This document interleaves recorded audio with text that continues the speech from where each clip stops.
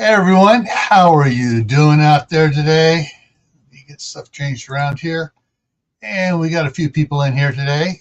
We got Crew 1351 became uh, a member here of the Emoji Prepper level, and it seems they are having a planning meeting. Thought they would listen in. Thank you very much.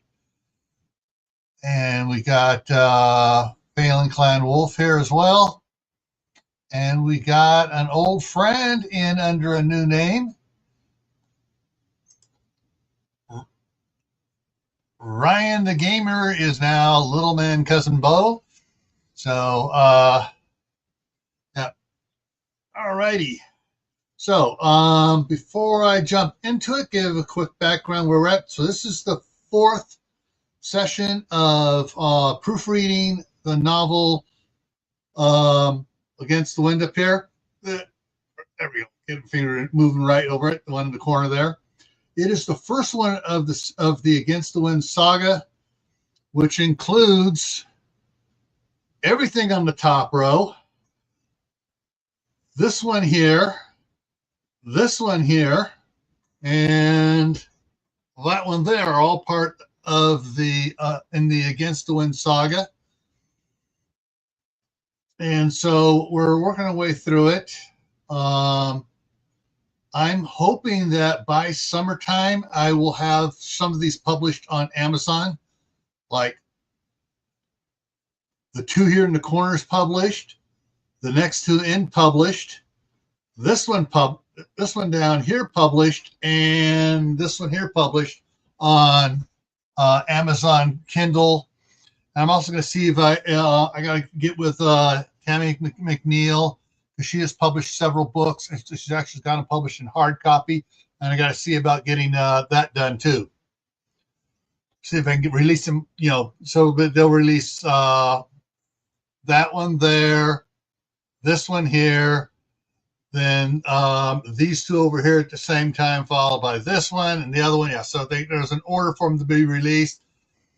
And so we'll be doing that. Now, what I've done the last several days, we've been talking about the characters in the Against the Wind. How it started out, the prologue on this book is a lot longer than it is for any of the other books. It's like almost 2 chapters itself.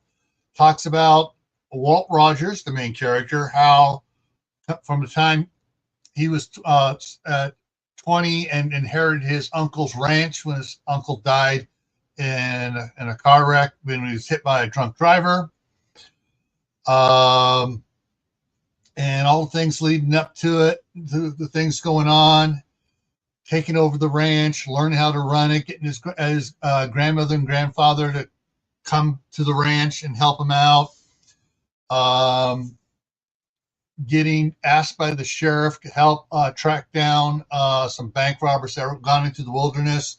Walt's an expert tracker, and he's done it before with his uncle before his uncle passed away, helping the sheriff's department.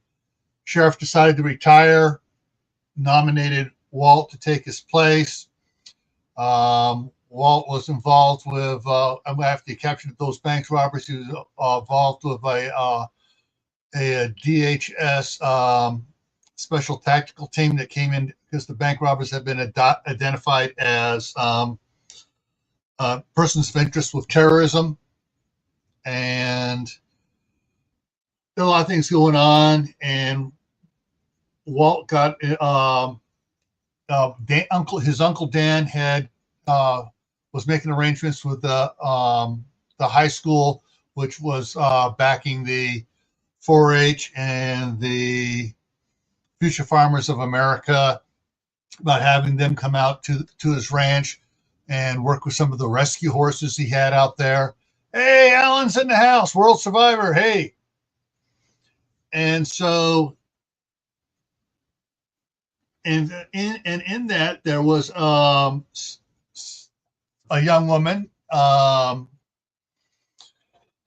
Sarah Ahern, who at the beginning of the book was 17 and a half, senior in high school. And several months later, she turned 18 and was still coming out there with still in high school, coming out with the Future Farmers of America, most of whom were also in the venture crew of in the town there of Council, Idaho. And she revealed that, when she was a sophomore and Walt was a senior, she had the biggest crush on him. And he goes, "Hey, I'm running for sheriff. You're still in high school. We can't do anything." And she goes, "Well, as soon as you're elected, I'm coming at you full bore," and did. Anyway, so things have come along. They the asteroid was being Walt was informed of the asteroid by his friend, Special Agent in Charge, just lost his first name, Davies. I just lost his name, but Chris Davies. And Chris, there's a lot of stuff going on, too much to talk about here, but basically the asteroid they were getting ready for the asteroid. Someone at NASA leaked the fact that the asteroid was coming before the government wanted to release it. And so that information was released on September 18th. We are now picking up in chapter 6 with October 11th and what's going on there. So that's what we're going to do.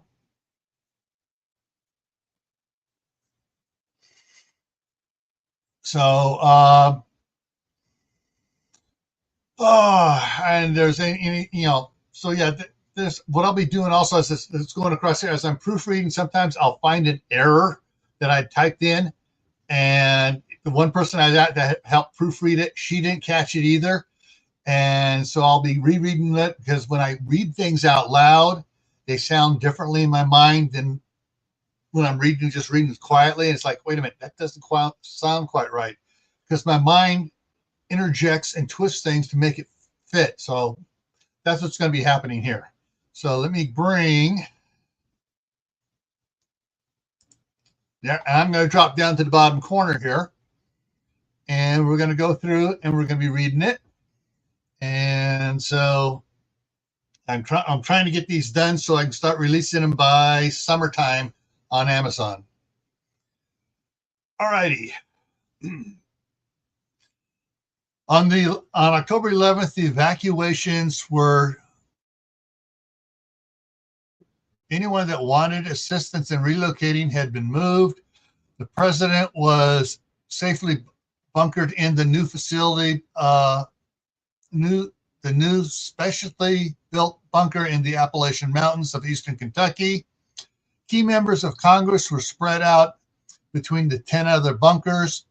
The vice president, with the vice president being at NORAD.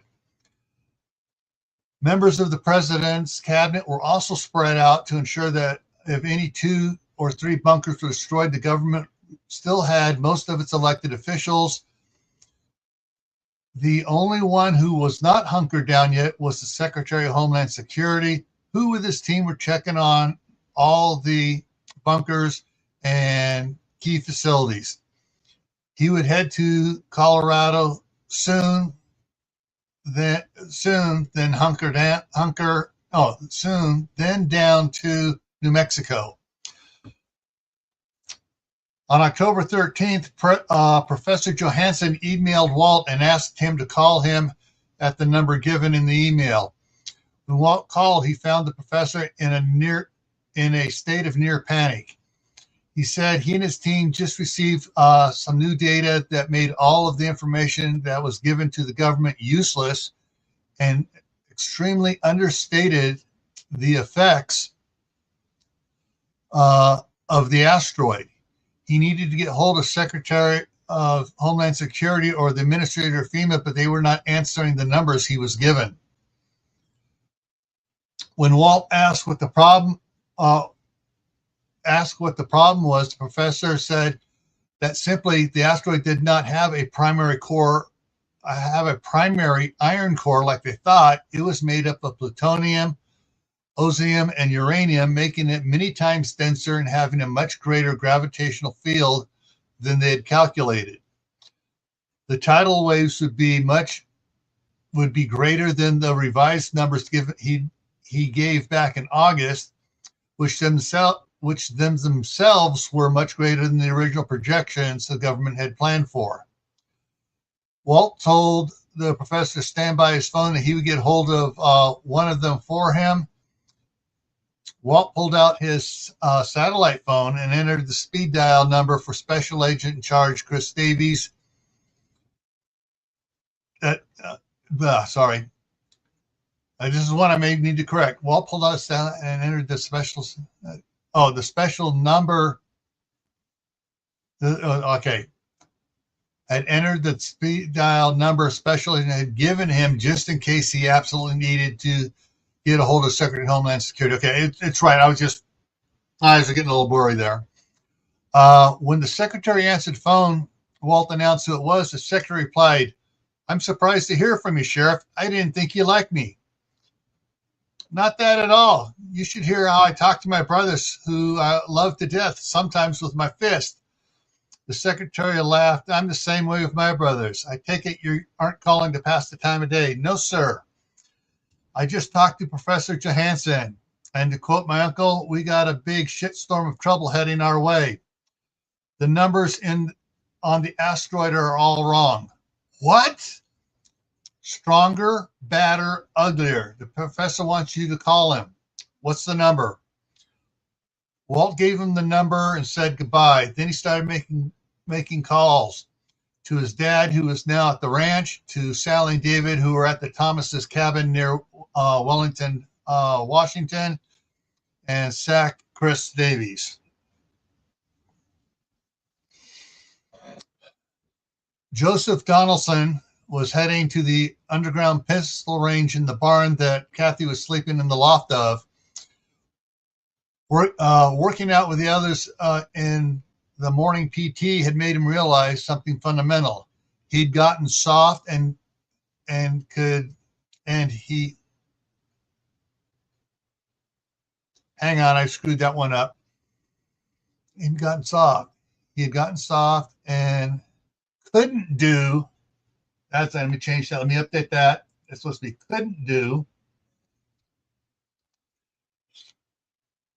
couldn't do what he wanted to, so he decided that he needed to get his skills back, and shooting was one of them. As he approached the door, he heard a rhythmic metal clanging. Slowly opened the door, and he saw Kathy standing with her hands on her hips, watching Mary use a salmon ladder pull-up bar. It ran from the floor up past the loft to the peak of the barn roof. Mary was currently currently working her way down. Joseph walked up to Kathy and quietly asked, "Did she make it to the top?" "3 times," Kathy answered. I'm gonna have her switch to the Viking hammer next." "Is she putting on weight again?" 2 pounds in the last five days, all of it solid muscle, or I should say steel cables. I haven't seen anything like this. I thought her going on a strict carnivore diet would be bad, especially when she lost 15 pounds the first week. But her muscles are like coiled high-tension steel cables. There's no softness in her," Kathy said. "Has she said why she's working so hard?" "Not to me," Kathy said, "but she wants to know if there are any martial art instructors around here to teach her different styles." "We'll have to make some calls," Joseph said. All right, now we're into Chapter 7, The Approach. September 17th. It was eerie driving down the state Sorry, let me get a drink of water here.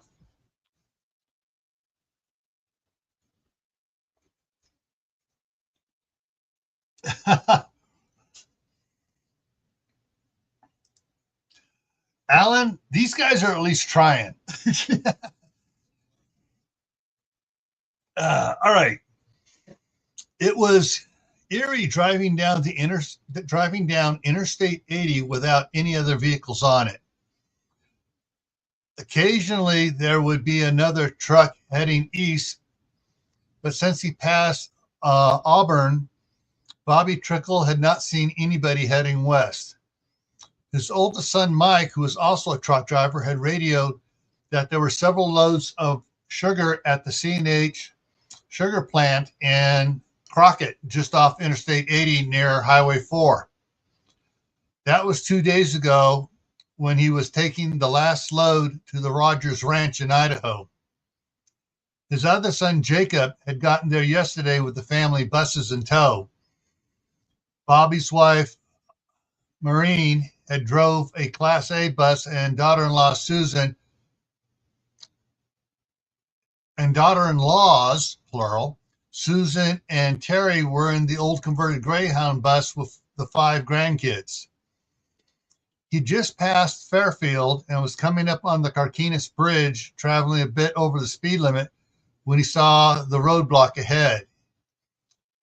He cursed himself for not going down Interstate 5 to Highway 4 and coming across that way. These roadblocks were to keep looters out so unauthorized truckers could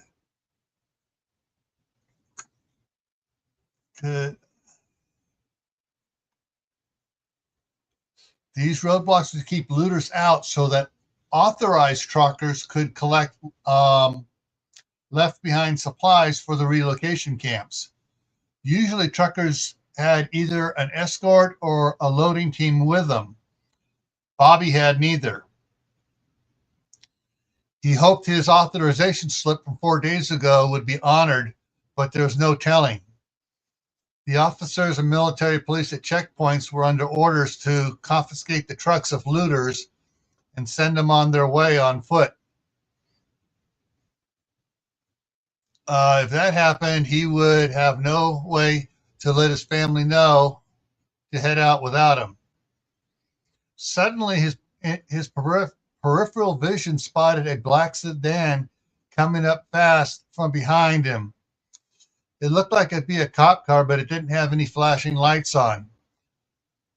Bobby decided to play innocent and kept his speed up. The roadblock was about 1.5 miles away when the black sedan passed him and pulled sharply in front of him.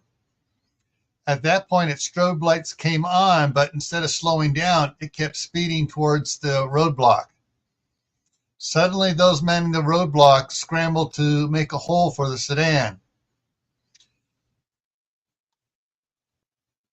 Hang on, I need to change some wording here. I just realized something here. Let me fix this. As the sedan reached the roadblock.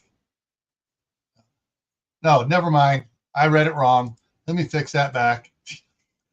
The sedan reached the roadblock when it locked up.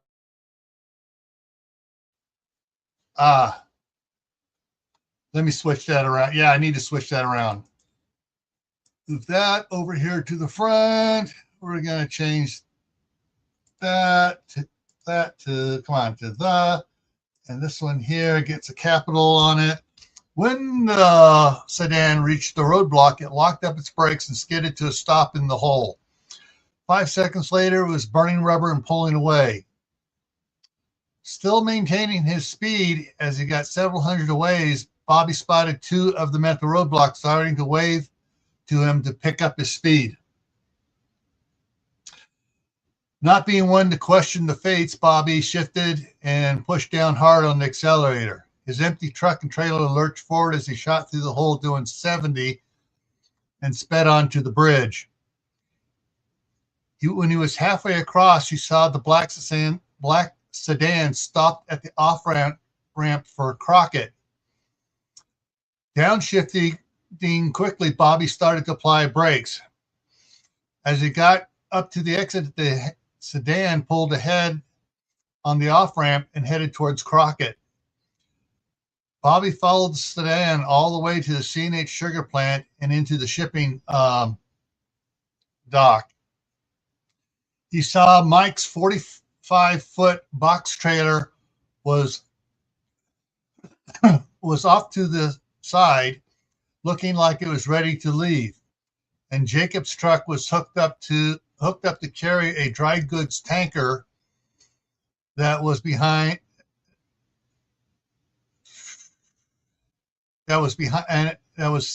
sitting behind Mike's truck. Let me add that in there. Sitting behind Mike's truck. UCK. The two of them were on the loading dock with two forklifts loaded with pallets waiting for him. Without asking for instructions, Bobby whipped his truck around and backed it up to the loading dock. Marlene and Susan unhooked the tarp covering the back of the trailer as soon as he set the parking brakes. The black sedan pulled up to Bobby's side of the truck and rolled down its window as Bobby was climbing out of his truck. Bobby turned around and did a double take. "Reba," he said in surprise, seeing his daughter, "what are you doing here?" "I just escorted Senator Washburn to his aircraft at Travis Air Force Base and was getting on the freeway to head east when I saw your truck. Mike had texted me on your plans and I thought you were already here, but when I saw you, I knew you were going to have troubles at the roadblock, so I swung around to give you an escort through." "Where are you going now?" "I'm supposed to go to Reno to drop off the car and catch a transport back east." "You know, Reba, baby, it's going to be much worse that much worse than, not that. Much worse than the government is saying. I know, but what can I do about it? I have my orders to go to the Federal Protective Service Mega Center in Denver, Colorado, and I can't take you with me." "I understand, but what happens if you are unable to catch the transport? I'm supposed to drive there." "Well," I'm going to put a comma here. "Well, then you can come to Idaho. You can come with us to Idaho." "I can't, Dad. Dad, I can't. There's no federal rally point there." Bobby smiled. "Yes, there is, honey child." "What?"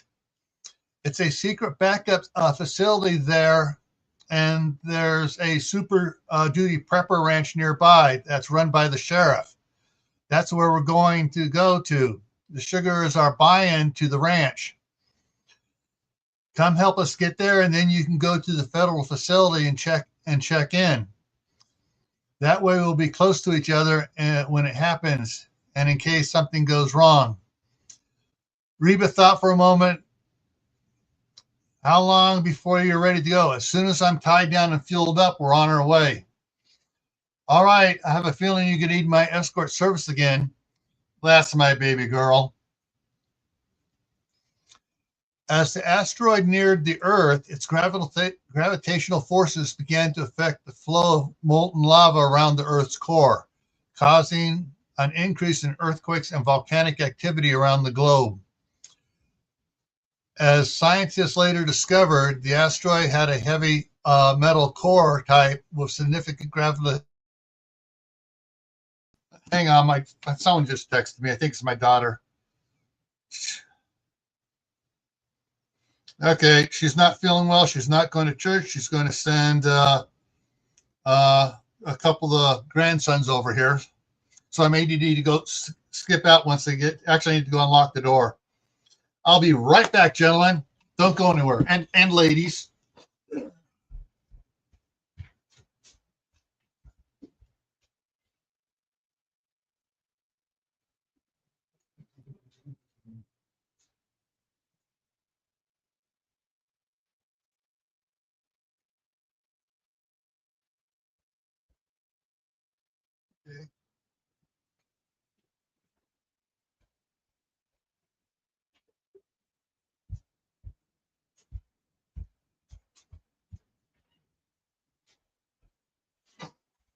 All right. There we go. Got the door opened up for them so they can come in. All right. So, as scientists later discovered, the asteroid had a heavy metal core type with a significant gravitational field that caused it to change course more than anticipated as it passed the Earth and Moon. Hang on, it hasn't passed the Earth and Moon yet. Hang on, let me think. Yeah.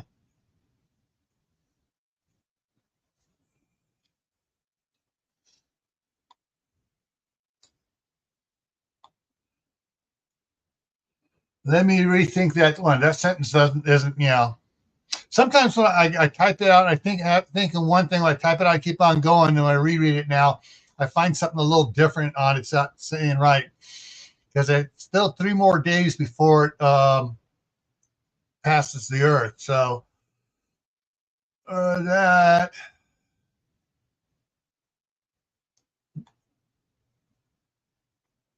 I'm gonna put as it approached the Earth and Moon. Yeah, that reads better. In addition, the gravitational pull of the asteroid caused a dramatic increase in the tidal heights on the side of the Earth facing it and extremely low tides on the leeward side of the Earth.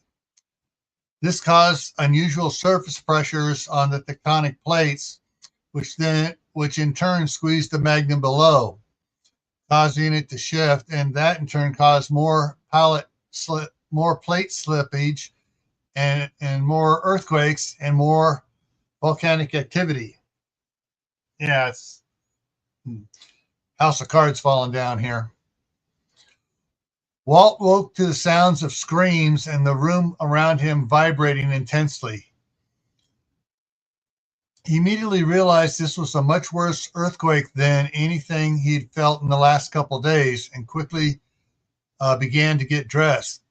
He guessed that this was a 3.6 to 4.0 quake that was nearby, that being within 30 miles. Then when Walt went to bed the night before, Seattle was experiencing tidals over 150. Were experiencing tides over 150 feet in height, and Los Angeles had an increase of 165 feet in tides. He had expected these higher tides to increase the number of minor earthquakes, but not the intensity of them to this magnitude. The vibrations, which had been going on for at least a minute, suddenly increased in strength 3 times. Now Walt could barely maintain his balance as he made his way to the bedroom door. Hang on a second. I'll see what's going on with the grandkids.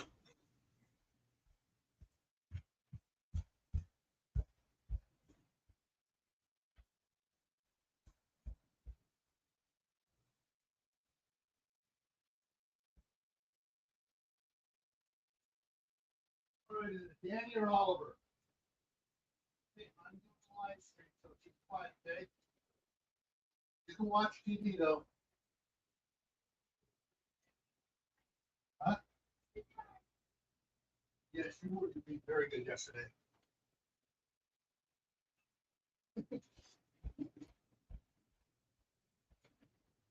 All right. Okay. Yeah, my grandson Danny came in so quiet. I didn't hear him come in. He was very quiet, closing the door. I was wondering what was going on. So I went to check on him. And he's in there being very quiet, playing with Sonic the Hedgehog. All right.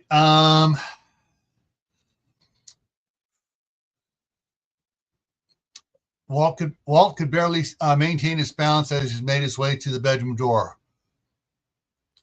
Once he was in the hallway, he spotted his sister Sally holding onto the banister of the balcony that looked over the grand hall.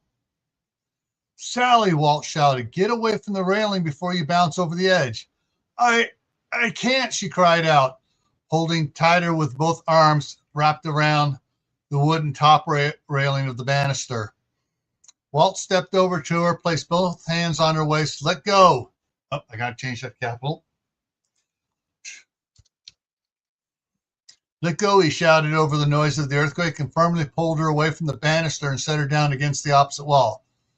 Just sit down and wait it out, he added as he started down the hallway towards his parents' room.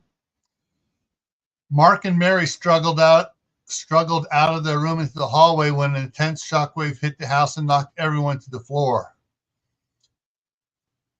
Walt rolled against the banister and back to the wall before he had a chance to react. When the shaking quickly subsided to a mild vibration and then trailed off to stop after about 10 seconds. Mom, Dad, are you all right? Walt called out from down the hallway. We're okay. Oh, sounds like I got another grandson coming in. Mom, Dad, from down the hallway. We're okay, Mary replied as she and Mark struggled to their feet. How are you two? He looked back at Sally, who sat with her back against the walls and her heels dug into the carpet, pushing herself tighter against the wall. She stared up at Walt and gave him a weak smile, but still had eyes wide open as big as pool balls. We'll survive. Whoa, Michael said as he and Jana came out of their room. That was a shaker. How much longer is this going to go on? Jenna asked as she rubbed her elbow and wiggled her fingers from where she had hit her funny bone on the dresser. It should be a couple more days. It should be just a couple more days after the asteroid passes, Walt said. But I hope sooner. I lost Nikki, David shouted as he ran from his room into the hallway. We were talking on D-Star when they said there was an earthquake and they were pulling over. Then the signal started breaking up. Suddenly there was a loud noise and the signal went dead. I was trying to get her back when the earthquake hit. Everyone fell silent with concern because the Thomases had decided to leave their cabin and come to the ranch. David had been giving them updates on the road and on the road conditions ahead of him. When he was tracking their progress and how long it would take for them to get to the ranch. Mary walked over and put her arm around her son's shoulder to ease his anxiety. I'm sure they're fine and well on their way. No, Mom, they were a couple hours late leaving. The highway department's website was showing accidents and traffic slowing out of Washington, David said, about ready to break into tears. If they'd only gotten two, David was cut off by an intense, loud roar and high-pitched shrill. Everybody tried to block the sound out by covering their ears, but the sound seemed to pierce them to the very core of their bones. The whole house shook and the windows rattled to the point of breaking, but no one could tell because they could not even hear themselves scream. Walt thought it sounded like a steam boiler rupturing next to his head. Looking around, he saw tears coming to everybody's eyes, and suddenly realized he had to stop the sound before it liquefied their brains. Cupping his hands tightly over his ears, Walt started down the stairs to the grand hall. Staggering through the grand hall to his office, he stopped to wipe the tears from his eyes to clear his vision. The pain from the noise seared his skull as soon as he removed his hands from over his ears. Entering his office, Walt went directly to the walk-in closet, which was the entrance to the gun room where his uncle stored all the shooting gear and several gun safes. Grabbing a set of soft shooter earplugs, got another one coming over, grandson there. Grabbing a soft set of shooter's earplugs, Walt inserted one in each ear. The earplugs helped reduce the volume, but did not stop it enough to reduce the pain. So he picked up one of the over-the-air shooter muffs, and the combination reduced the sound to a manageable level. Quickly, Walt gathered up all the earplugs and shooter muffs and headed back to the others. He worried whether the loud noise would cause permanent hearing damage. Let me go check to see how many boys are in here. I'll be right back again.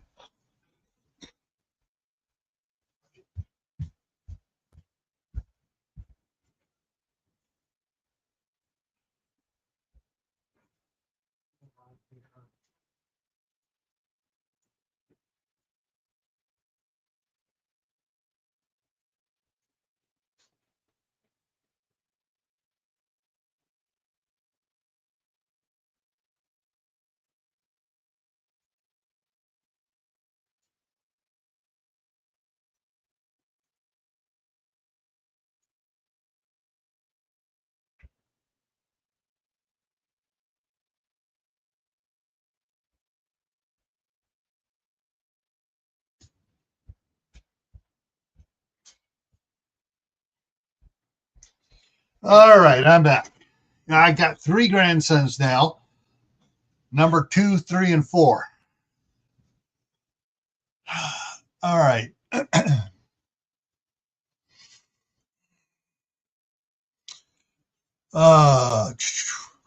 Walt went first to his grandparents' room on the first floor and helped them put in earplugs and then the earmuffs on.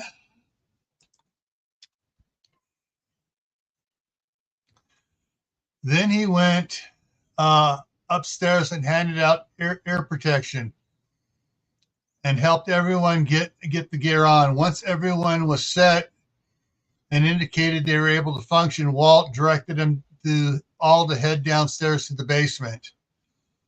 On the way, he came across Anna, who was sitting on the floor of the kitchen crying with her hands clasped over her ears. Walt quickly gave her earplugs and once she had them on, he helped her up and down the stairs and to the stairs that led down to the basement.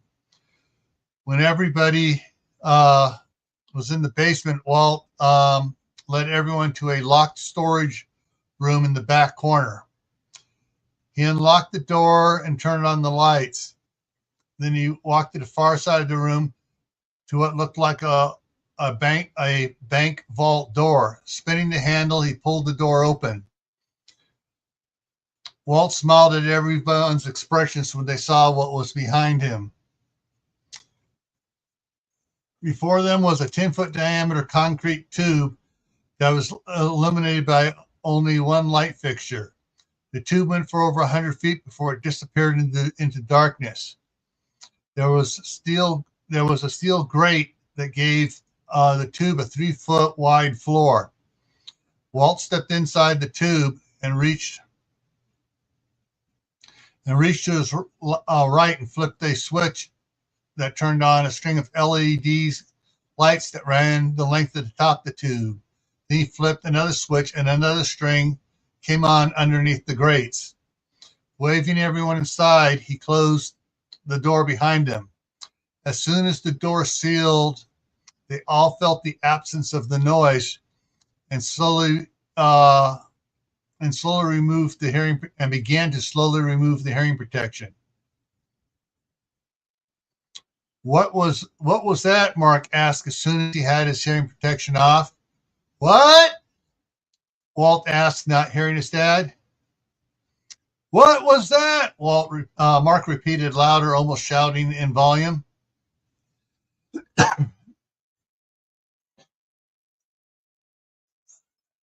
Okay. Walt saw that his dad was trying to talk to him loud and yelled back, I said what? I can't hear you. Our hearing is impaired from the noise. It may take a while for it to turn back to normal. His dad nodded and yelled, I said, what was that? I'm not positive. Yeah. Okay, I'm going to stop yelling like they are.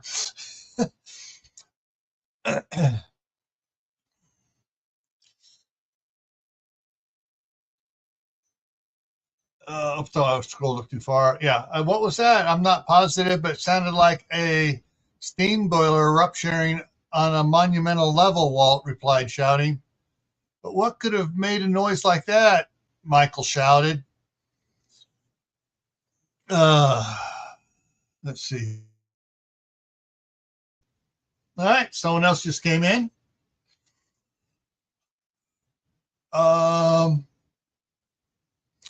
Walt glanced at Sally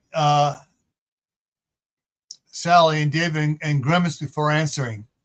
I believe, and I could be wrong, it was caused by a supervolcano eruption such as Yellowstone, which in this case doesn't seem likely, as it appeared that the event occurred west of here based on David's radio communications.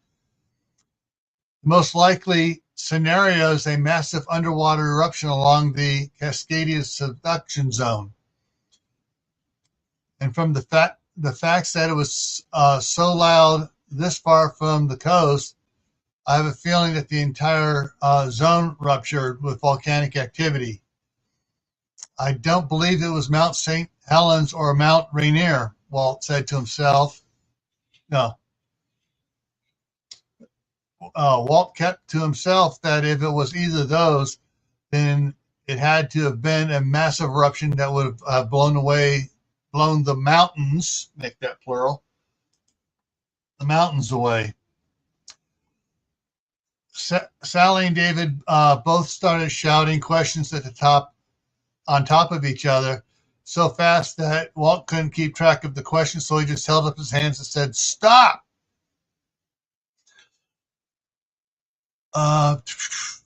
Where is it? Said, "Stop. I don't know. I'm just making a best guess. If that's what happened, I'm sure the Thomases were far enough east to be safe from the debris falls of an eruption. But what about the noise? Will they be hurt by it?" David asked. Walt lowered his head with eyes closed and took a deep breath and slowly let it out. I don't know. I just don't know. We will have to wait to hear from them or for them to get here. And if they don't, then we can go looking for them after the asteroid passes and it's safe to do so. That's not good enough, Sally shouted. You're the expert. You should know. Walt thought to himself, no, I'm not. Dan was the real expert. I'm just picking through his notes. Sally, David, Mark spoke calmly to them as he put his hands on their shoulders. Walt's doing all he can. It won't do any good for us to rush out there and get hurt ourselves. He took a moment's pause and looked them in the eye. We will do what we can when we can. Let me put a comma in there. Can, comma, when we can. Hopefully they will get here before things get really bad. They know to hunker down if they must.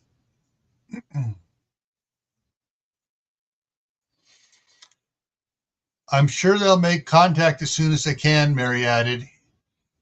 In the meantime, let's get into Dan's safe room, Walt said as he started walking down the concrete tube. How come we don't hear the noise in here? Anna asked. I would say it's because of all the heavy concrete and steel in the pipe and the foam insulation that was injected around it when Dan built this. Plus, we were going into the mountain behind the house. The safe door was at the bank of the. Oh, the safe door was from the bank remodel 15 years ago. Dan got it really cheap, and it sits at the edge of the slope by the barbecue pit. The pipe is 10-foot diameter water pipe and is 240 feet long. As you can tell, it has a slight incline just to keep water from flowing into the safe room if there happens to be a leak, and other things that he wrote about. At the other end, we will have a bulkhead door to go through to get into the safe room. About halfway up the pipe, Walt stopped and put his hand on the pipe wall. "What's up?" Mark asked, just checking to see how much vibrations from the noise is traveling through the pipe.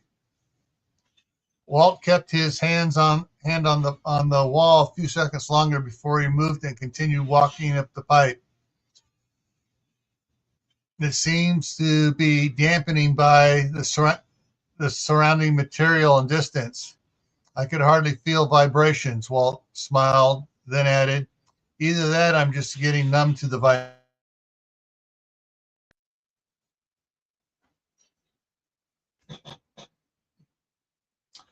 "I hope it's the former," Mary said, just loud enough for Walt to hear. "Me too," Walt added softly as he turned and continued walking up the pipe. They continued walking up the pipe in silence to the door to the safe room. When they reached it, Walt pointed out several key features outside the door. Dan took some unusual precautions at this point to secure the safe room. As you can see, the pipe empties into this. Hang on, let me change the wording here. Into this 16 by 16 foot antechamber that provides 3 gun ports and 1 water jet for defensive action.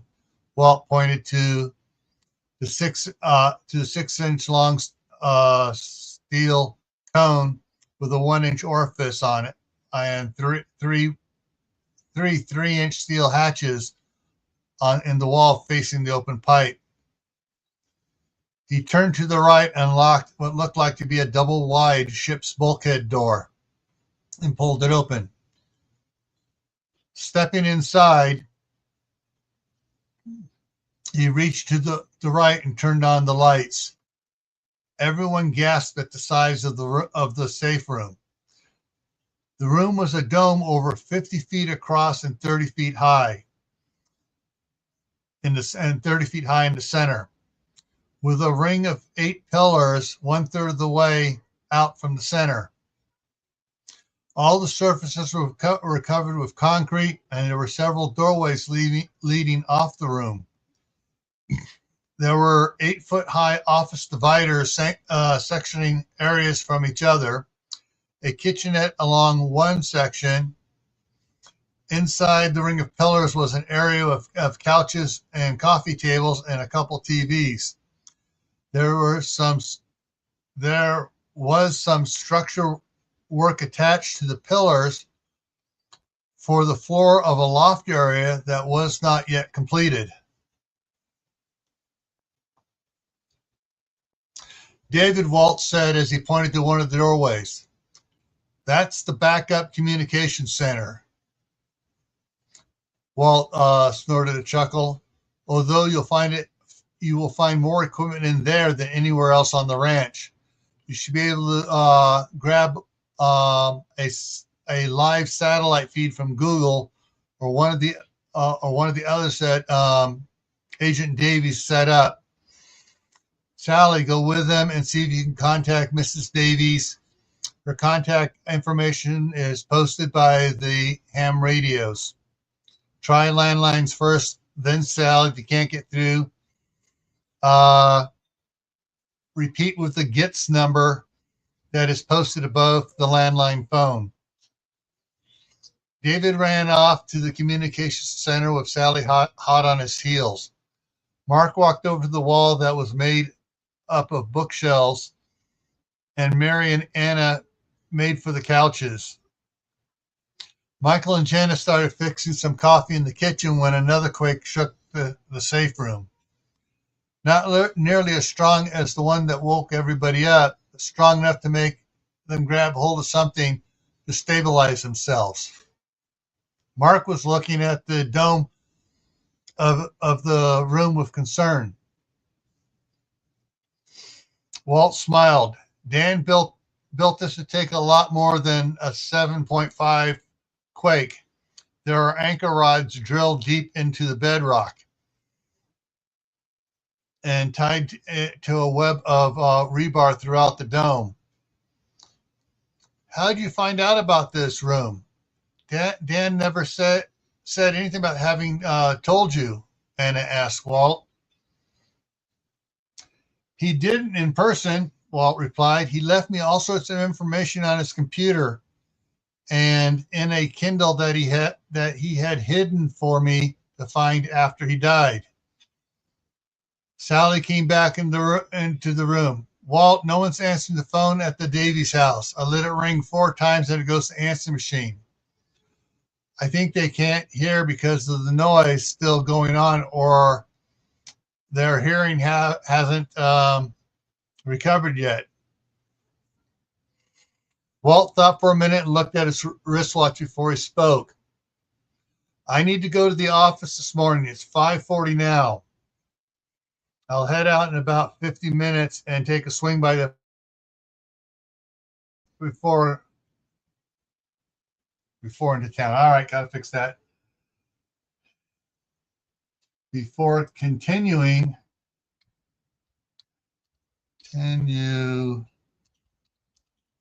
okay, continuing into town. Looking back at Sally, keep trying them every 10 minutes. You can try Brian's and Nikki's cell phones between calling the Davies house.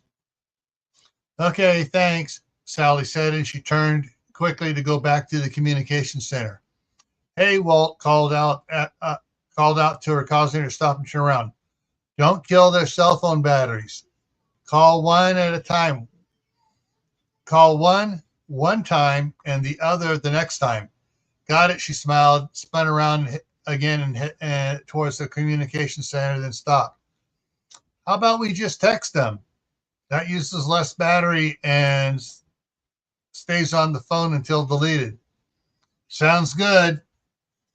Turning to the others.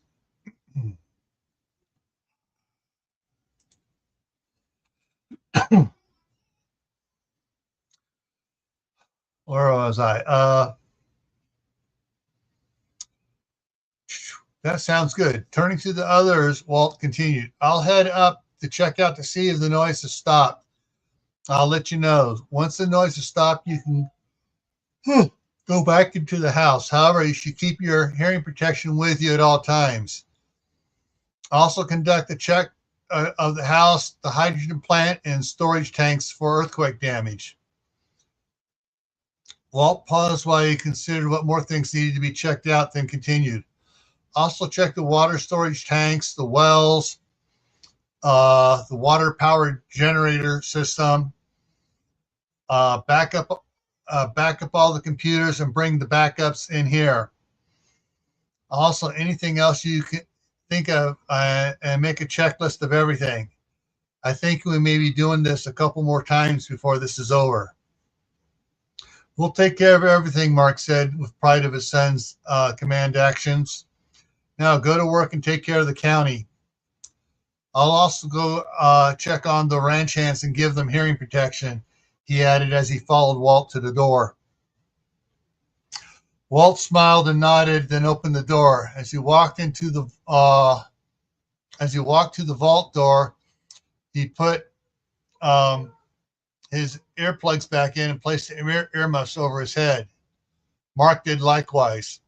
When they reached the vault door, he stopped and placed his hand on the door to see if he could feel vibration from the noise.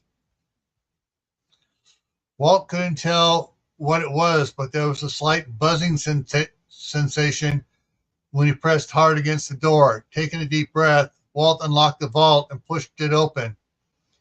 He immediately felt the vibration of the noise against his body. It was not nearly as strong as it was earlier, but it was not comfortable either. The hearing protection greatly limited sound he could hear, but he could tell that it was still a noise that permeated the air.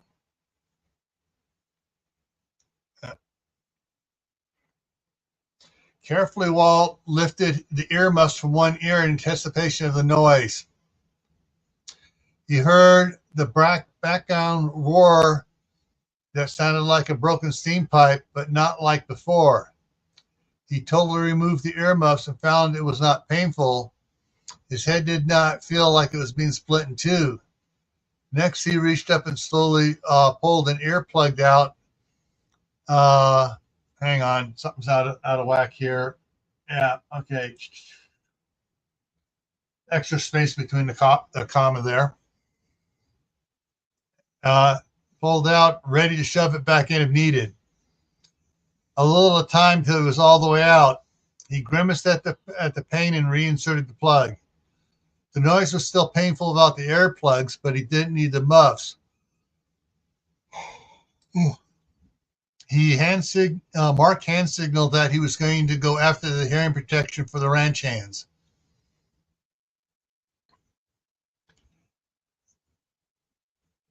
As Walt's and okay. I thought I dropped the word out, so it's confused me. As Walt stepped back inside the vault door and pulled it close, he reached over by the light switch and picked up the intercom handset and pushed the call button for the safe room.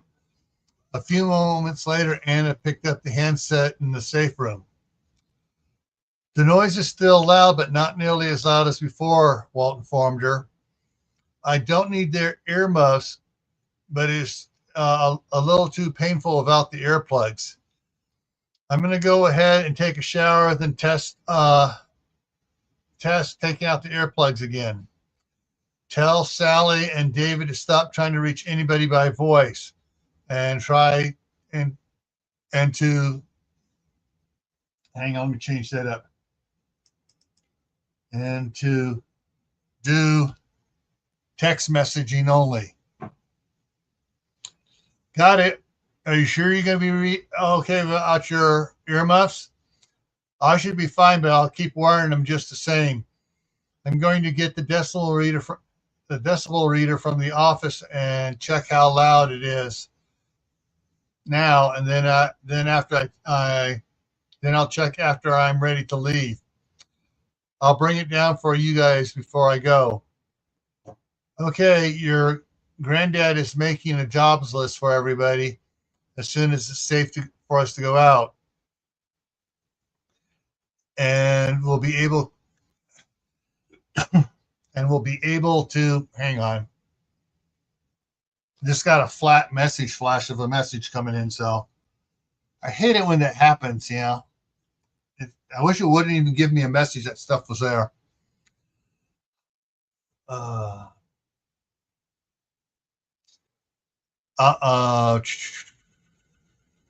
Where was I? Trying to find it. Okay. So as soon as it's safe for us to go out and be able to communicate with each other, we'll get on it. Sounds good. I'll see you guys in about 30 minutes or so. Walt hung up the handset and opened the vault door again. He stepped into noise, followed by Mark, and closed the door again. Mark grabbed the box of hearing protection and headed outside to the ranch hands' single-wide mobile homes. Walt went to his office and got the decimal meter from the gun closet. Turning the decimal meter on, Walt was surprised to see it showing background noise level of 118 decibels. He headed back towards the grand hall, checking along the way.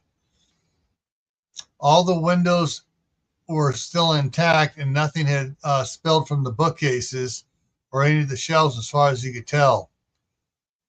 The fireplace was just as solid as before, and all the stonework floors were crack free. He continued towards his bedroom, watching the meter as he walked. The meter barely moved from 118 decibel the entire time. Suddenly he got got a thought and jogged quickly to the front door and went outside. As soon as he stepped outside, the meter rose to 126 decibel, 0.5 decibels. Walt breathed a sigh of relief that the readings didn't go a lot higher outside like he feared they would. He surmised with the house being so dense because of its construction of logs from law. All right, this one's a little confusing here.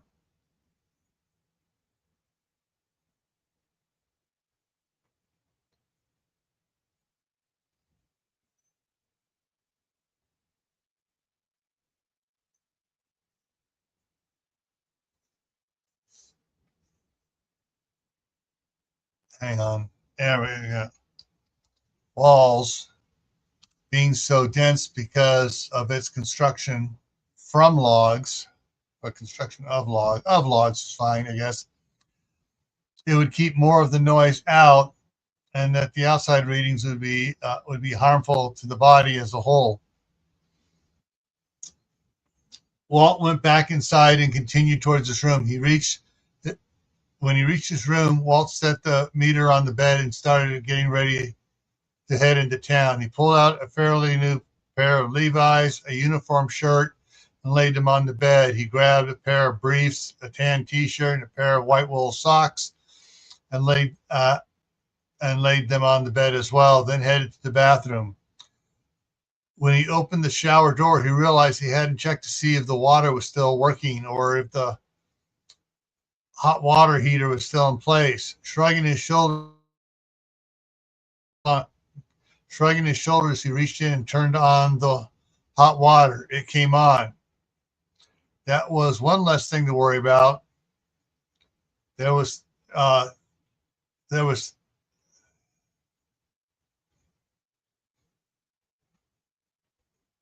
okay, this is, I gotta fix this one.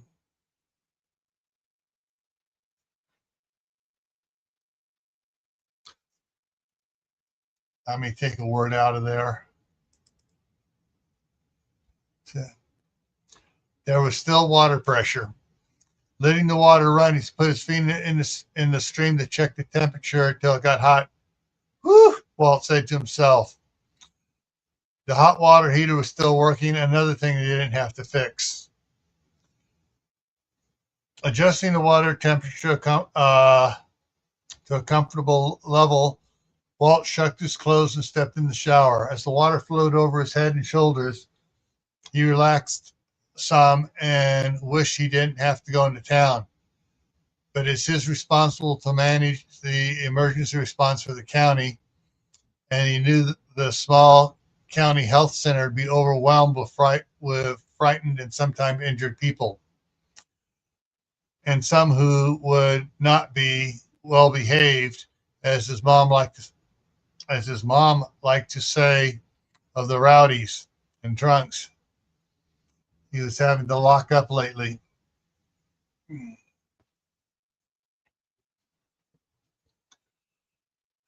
After he finished the shower and shaved, he went back to the bedroom and got dressed. When he checked the decibel meter again, it was 115 decibel. Good, he thought, it's coming down. He checked his watch to see where he was time-wise.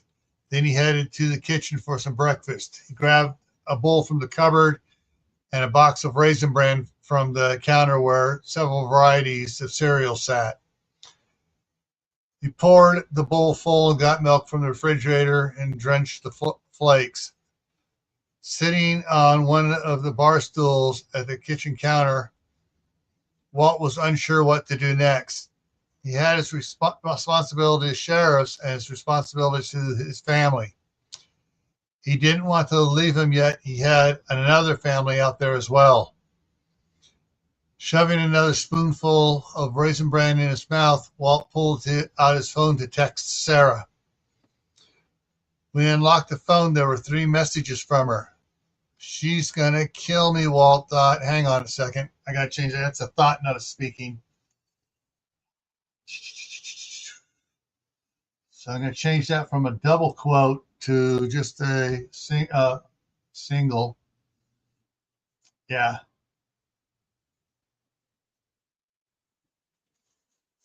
There we go. Opening the text message, Walt read them in order.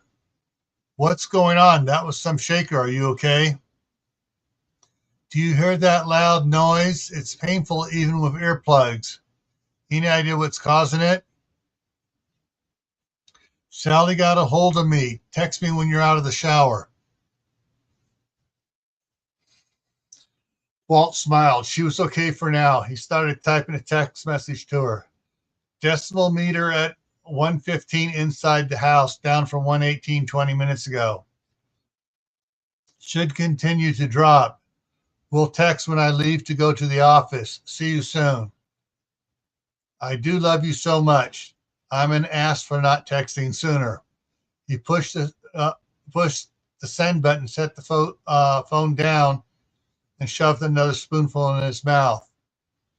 On the next bite, the phone lit up. He'd received the message. He touched the screen to read it.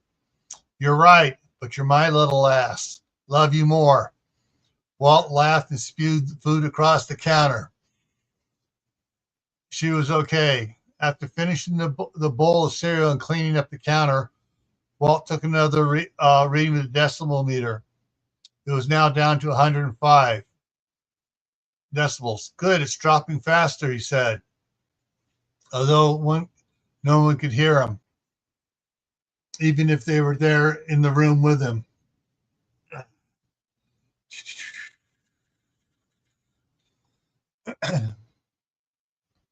Walt went down to the basement and over to the safe door and took another reading. 103. He wasn't sure it was dropping off that fast or whether the last drop was due to being partly underground. He opened the safe door and stepped inside and closed it behind him. In each ear and wiggling because his ears were itchy from the wet earplugs.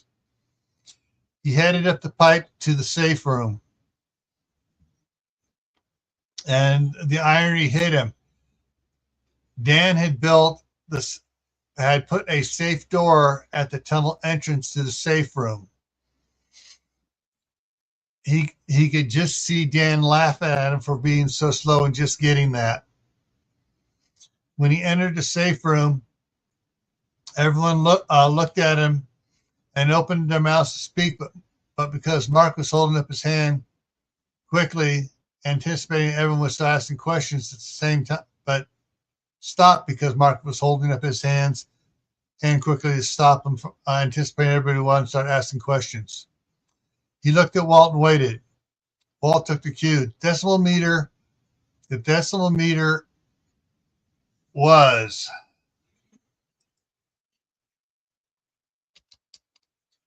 at 118 inside and 126.5 outside at the first reading. The last reading was 105, was in the kitchen was 105 and was 103 at the safe door.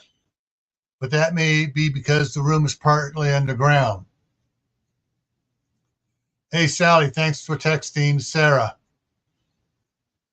The water is still working, as is the hot water heater. Then he looked at David. Any contact with the Thomases?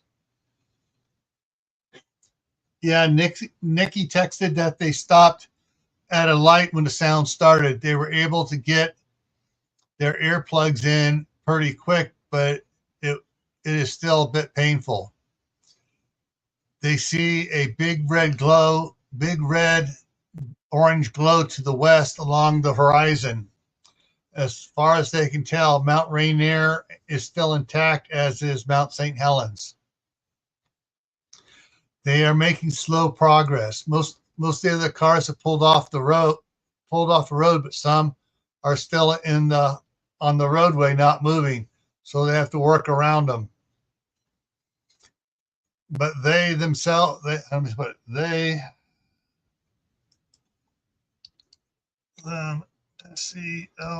themselves are moving.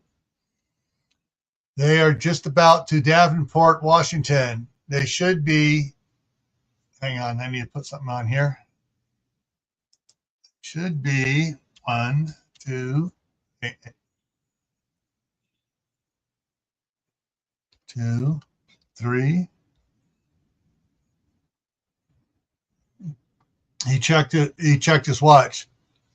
They're in about 15 minutes at their current speed.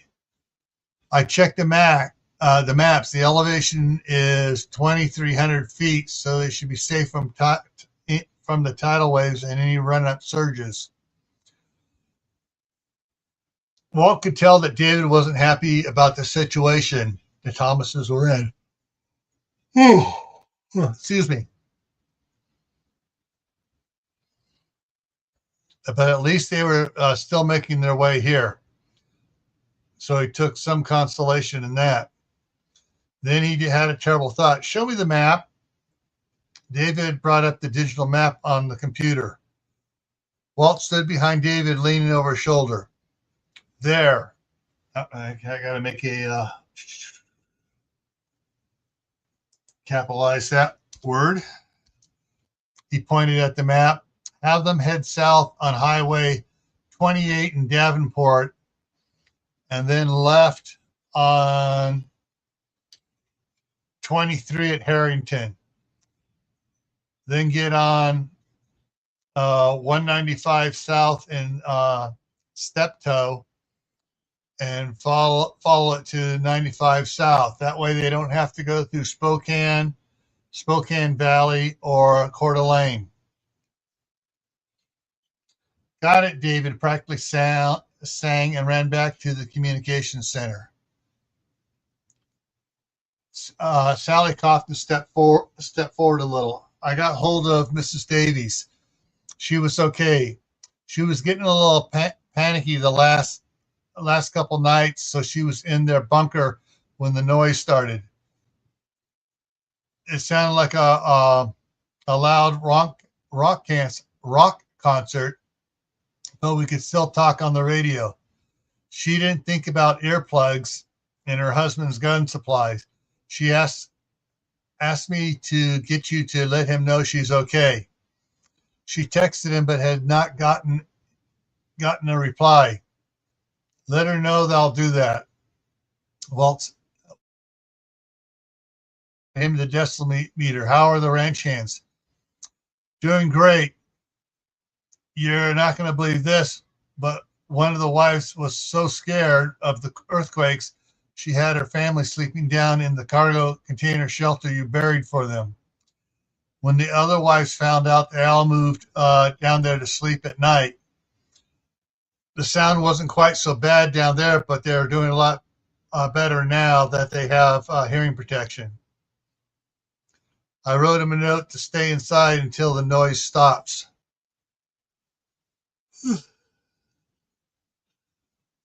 Hang on. Yeah, let me clean my glasses.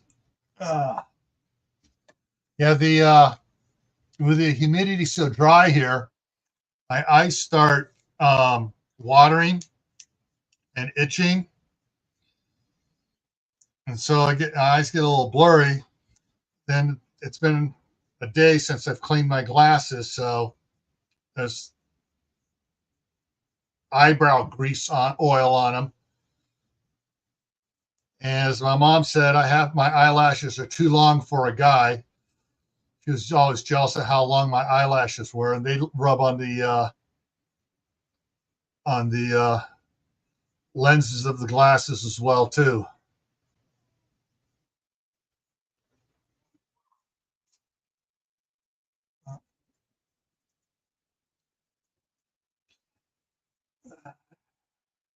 Come on, open up here.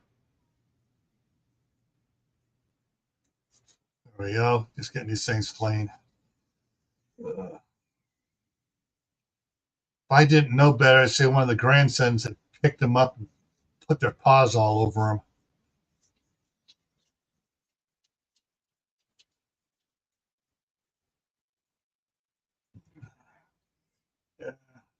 them. So my eyes tear up a little bit. Being it's so dry, the tears start turning into like a gunky gel. So it makes it hard. Yeah, I can see a lot better. All right, someone came in and just left again. All right. Uh,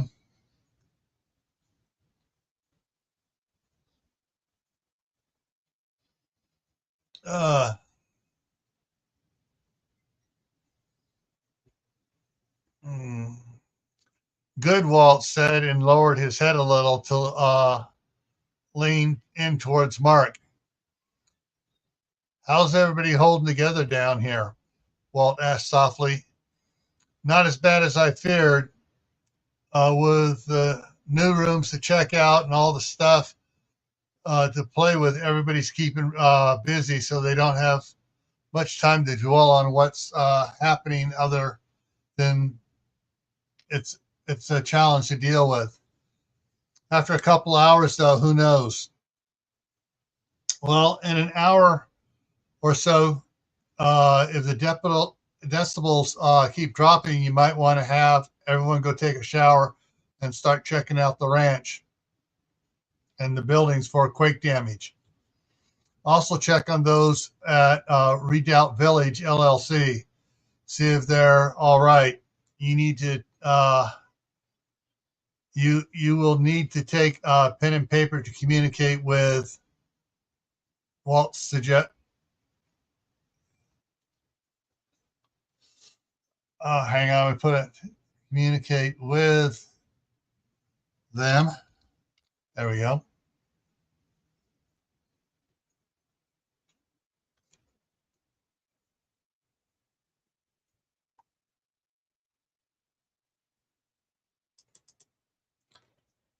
I have a decimal meter in the Humvee, so I will be taking readings and calling them into you.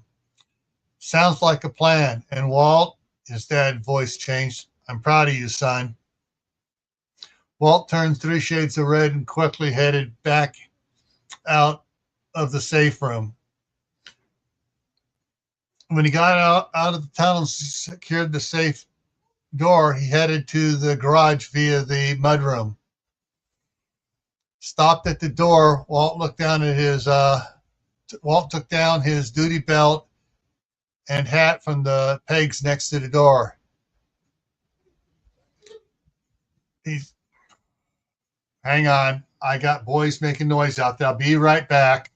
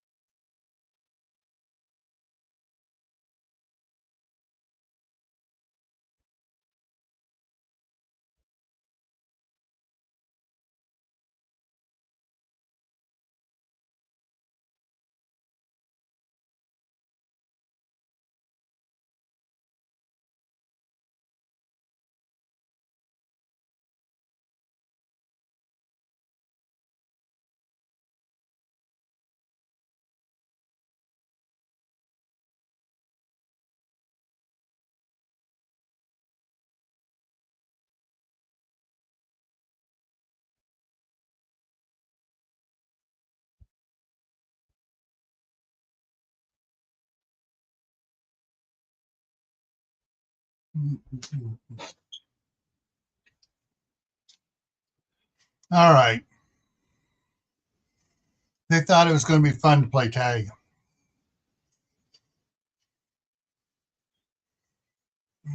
All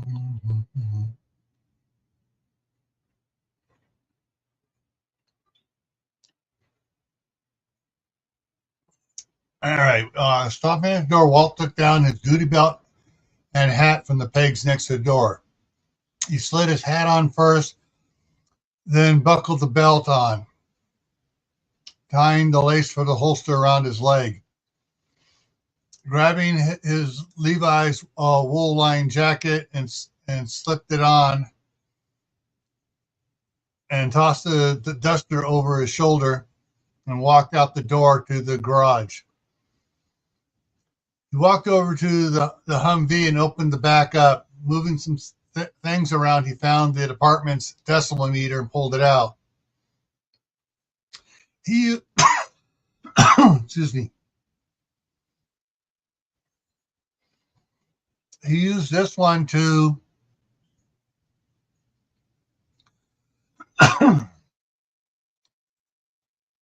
sorry, man.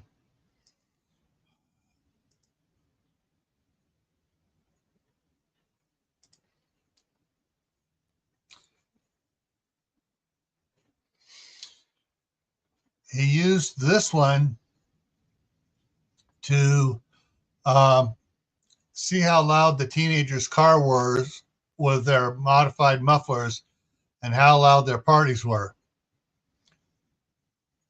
He had more teens that owed him favors because he gave them a break after he told them what would happen to them in court. Of course, he powered it up and took a reading, 98 decibels.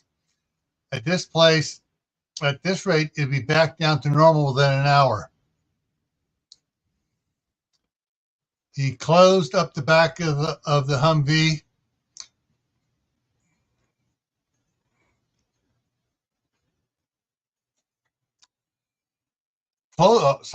Closing up the back of the Humvee, Walt kept the decimal meter with him and put it on the front passenger seat.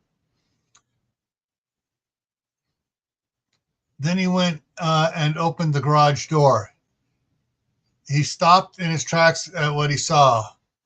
Looking down at his watch to check the time to make sure he wasn't off as to what he thought time it was. 5:55. It should still be dark in the western sky, but it wasn't. It looked more like sunrise in the east, but it wasn't.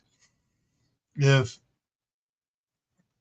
it were only Mount Rainier or Mount St. Helens, there'd be a single spot, not the entire western sky.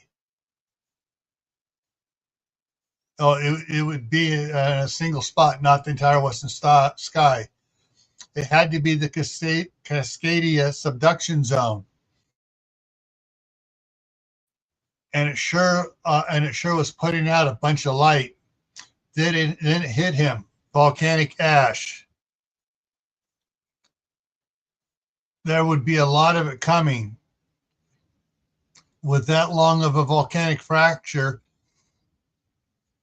it would be putting up more ash than all the volcanoes in the last 50 years. And with the wind coming from the west, they could get buried. He quickly pulled out his phone and texted his dad, "Get up here now."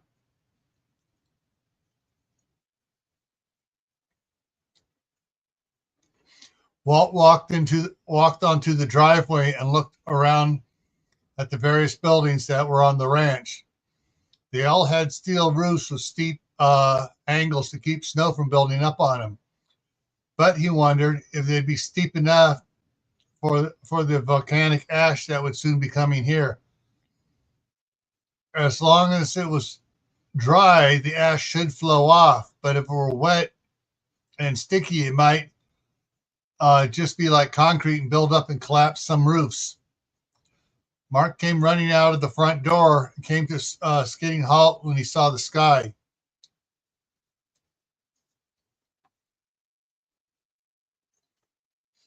Hang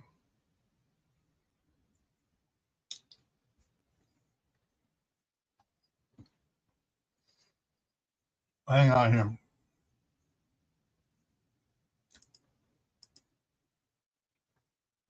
I need to change something because I forgot when I wrote this that he'd already been outside. So I got to reconfigure this sentence. So that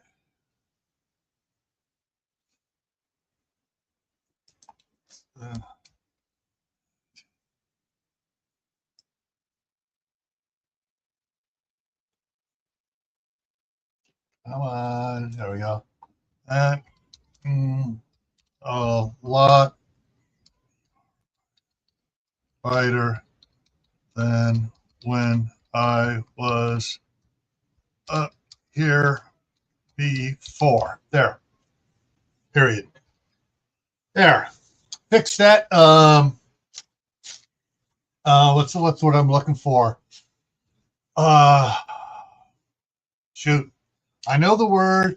There's a person that has the same word for their title in movies to keep everything um proper, like consistent. And but yeah, I can't think of the word right now. But yeah, anyways, it's now more consistent and lining up.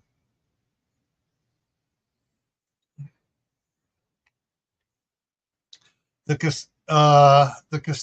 Cascadia abductions, Walt shouted back. It looks like it ruptured for at least 300 miles length. Are you sure? Pretty much. It's not Rainier or Salins. Those would be single points of lava light. Lava light.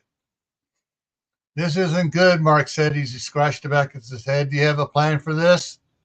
Not really, Walt shook his head. There's going to be a boatload of volcanic ash coming away shortly. It's going to play havoc with the solar panels. Have Anna lock the array trackers in heavy snow mode and sunrise position. That'll tilt them up so the ash won't scratch them and have them face and scratch and won't scratch the face of them and make them useless. As far as the ones mounted to the roofs, I'm going to need you to get them covered with tarps from the hay barn. Maybe we can save most of them before the ash ruins them. We'll take care of it. I got to get into town and warn everybody and get the teams ready to shovel ash off the warehouse roofs. We don't want them to collapse and ruin all of the supplies. Good point. Go. We got this. Walt turned to get in his Hummer, and suddenly something was different. He turned back to look at his dad, who was also puzzled. Who also had a puzzled look on his face. What just happened? Walt shouted and realized he didn't have to. The noise had stopped. He took out his earplugs carefully and began to stick them back, ready to stick them back in if needed. But there was no noise at all. It was unusually quiet. Followed his son's example and removed his earplugs. Dad, Walt said over his shoulder. Yes, Walt? Snap your fingers 3 times. Walt looked confused, but did as requested. Okay, my hearing's fine. Walt said softly. There's just not any noise. Mark stopped and listened harder. You're right. It's dead quiet. Maybe all the animals are being very still because their ears are ringing. After all, they didn't have hearing protection to put on. Maybe, but there's no breeze either. Now that's weird. There's always been some breeze here, even if it's just at the treetops. Something's up. I'm not sure what it is, but I got a feeling it isn't going to be pretty. Walt started heading back to the garage. You better get everyone out checking things right away. And don't forget Redoubt Village. Walt climbed in the Humvee and started putting in gear. I'll call as soon as I have an update on the situation in town. Mark waved in response as he was calling back down to the safe room. he was very he was very glad that Walt was able to get uh, get AT&T to set up a cell tower at Redoubt Village and a small repeater on the house. Allison, sorry, I just lost it here. And a small repeater on the house that had a feed line for the safe room. Okay. He just hoped that it would continue to work once the ash started falling. Sarah woke with a start as she heard tongue-tied, folks. Sarah woke with a start as her bed started shaking and creaking and banging against the wall. I hate these things, she shouted to no one in particular as she held onto the sides of the mattress waiting for it to end. After a minute, she lay there thinking this has to end soon. But instead of subsiding, the shaking suddenly increased dramatically, and the emergency lighting came on as the power went off. Now she could see the ceiling fan blades sway as they tried to come loose from the motor. Her bed seemed to have come alive and didn't want her to be in it anymore. She closed her eyes and held on tight and wished that Walt was here holding her.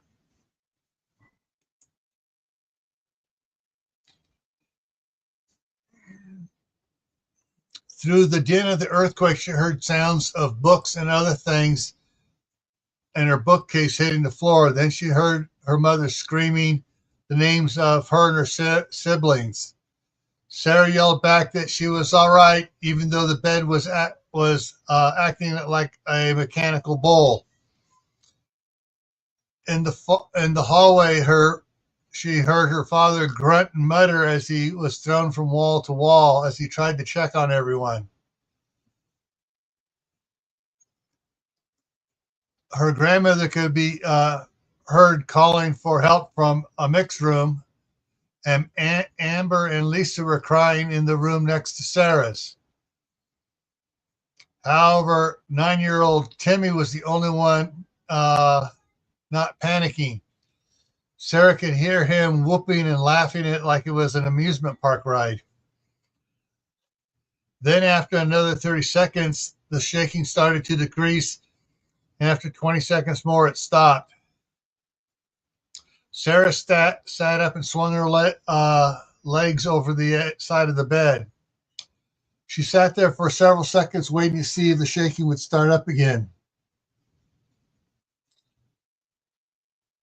Sarah, are you okay? Her father asked through the door. I'm okay. I'll be out in a minute, she responded.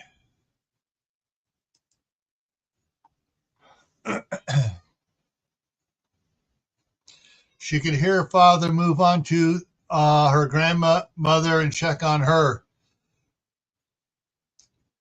Tommy, hang on here. Is that Tommy?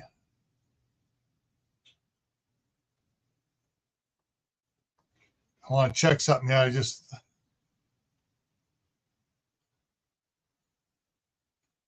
Yeah, Tommy was, where was it?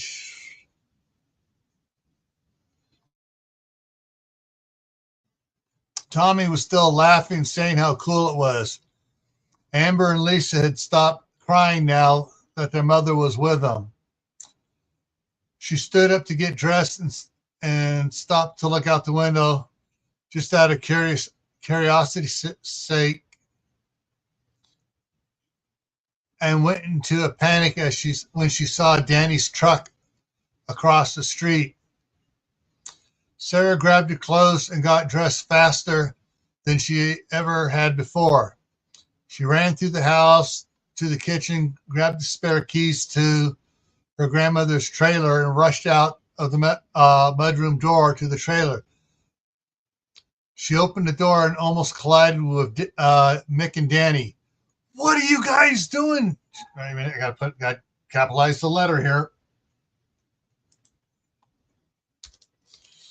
She asked in a hushed but agitated voice as she pushed him back into the trailer. If Dad knew you spent the night together alone in the trailer, he would kill both of you. But all we were doing was talking, Mick protested. After all, we only have to wait until the county clerk opens and we get married. We're not going to ruin that by having sex now. That would really tick Mom. That would really tick Mom off, and Dad would never allow Danny over here again. I wouldn't do that to either of you. If they open, Sarah stopped talking and clapped with both hands to her ears, and an extremely loud sound threatened to deafen her. She started to fall to the floor when she saw the bag of earplugs on the table next to Mick's rifle. Ushering all her resolve, she staggered past Danny to the table and ripped open the bag and fumbled with the earplugs. With one hand, with the other covering one ear, and her head tilted so her shoulder covered the other.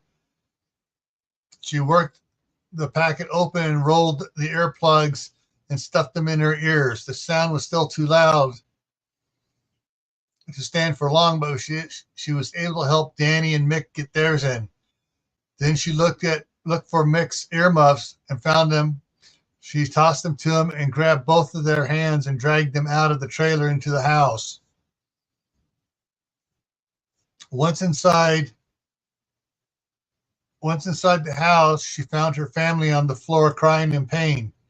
Sarah quickly handed out earplugs, and Danny and Mick helped her put them in everyone's ears, then signaled for everyone to go to the basement. When everyone was through the door to the basement, Sarah started to follow.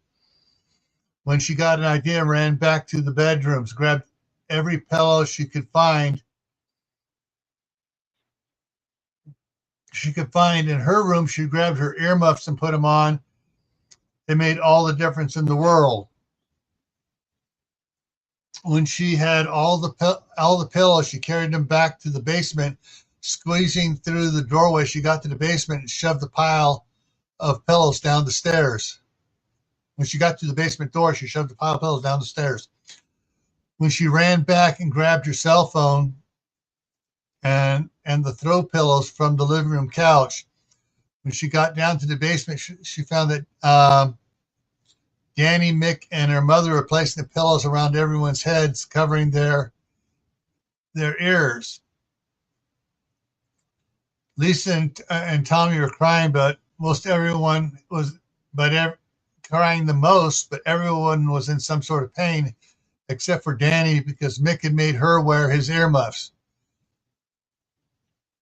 She handed out the throw pillows and got a thumbs up from Amber that the denser throw pillows worked better than bed pillows. Danny saw Amber's signal and got an idea. She tapped Sarah's arm and spelled out pads on her hand. Sarah looked puzzled at her, so Danny patted her crotch. Sarah lit up as she got Danny's idea. Sarah went to the back of the basement to the supply room and got some sanitary pads. When she went into the room, she noticed that it was a bit less painful. She started to grab 2 boxes and a bottle of water, and she changed her mind. She went back to the supply room door and waved everyone to come to her. When everyone was inside the door, she closed the door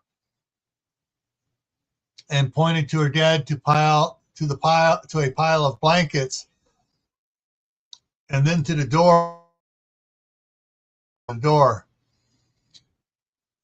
When she and Danny opened the box of sanitary napkins and dribbled some water on them so each pad would swell up. Once the pads absorbed the water, they were denser and blocked more sound. When they put the pads over their ears,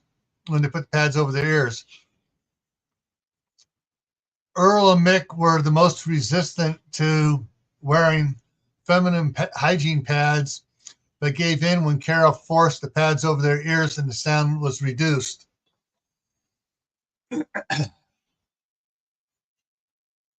Mm.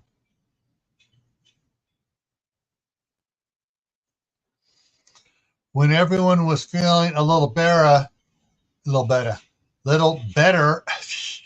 Sarah took her phone out and started texting Walt and her friends in the venture crew. Danny saw Sarah texting, and she pulled out her phone and texted her dad. Walt called Zach Davies while driving to town to let him know what was going on with his wife and the ranch. There was no answer, so Walt left a voice message. Then texted Chris with the same message. Next, Walt called the office on his radio. I'm going to get some water here.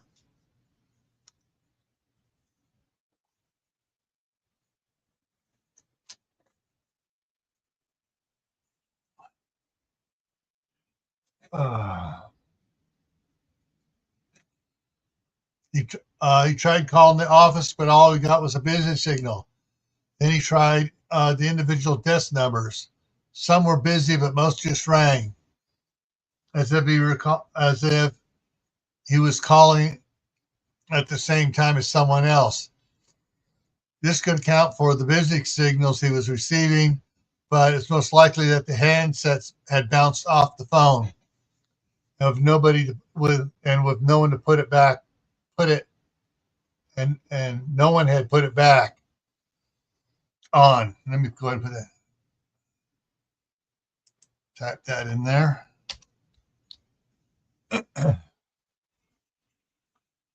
And no one had.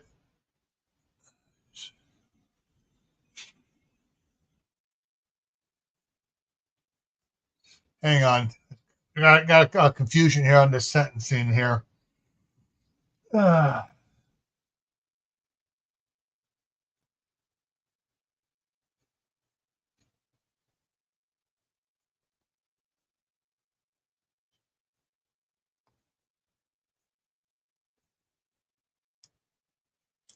Come on.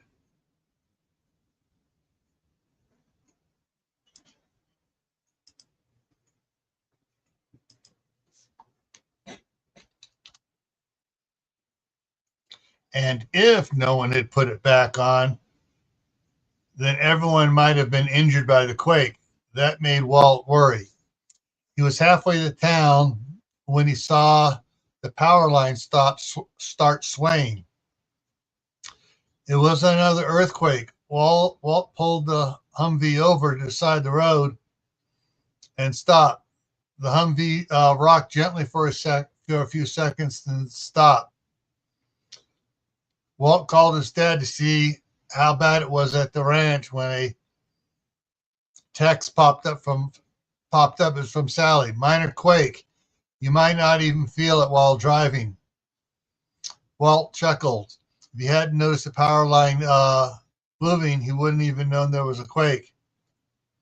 He typed back, didn't. Saw power lines moving. Then he started driving again, wondering how much worse it was going to get in the next couple of days. It was obviously worse than what the government was saying.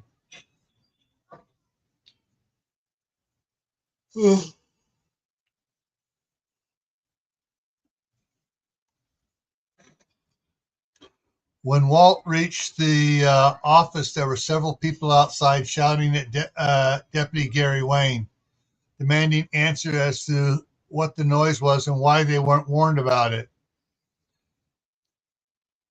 He pulled the Humvee into his parking space in front of the office and honked the horn. Everyone turned quickly to look, and he held his finger to his lips. Then he opened the door and stepped out, still holding his finger to his lips. He walked through the crowd, and when he got to the top of the stairs, he turned and had Deputy Wayne. Then he stepped down one step. Everyone, please. Walt held up his hand to stop questions. It appears that the Cascadia subduction zone has ruptured along its length. Let me check in with my deputies at Homeland Security, and I'll let you know exactly what's going on. However, if I were you, I'd be getting my home ready for a heavy ashfall that should hit us in the next half hour or so. When he said that, everyone panicked. Some ran off to their homes. Some just started crying. Others shouted, "How I knew that! How I knew that!" Hang on, let me see that.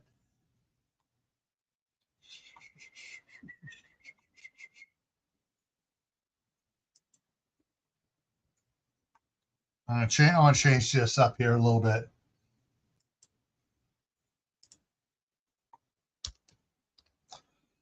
To which he pointed to the western sky. When they turned and saw what he's pointing at, they too left for their homes. He told Deputy Wayne to repeat that to anyone that showed up. Then he turned and went inside the office. When he got inside, he saw Jason Redhawk at the county map,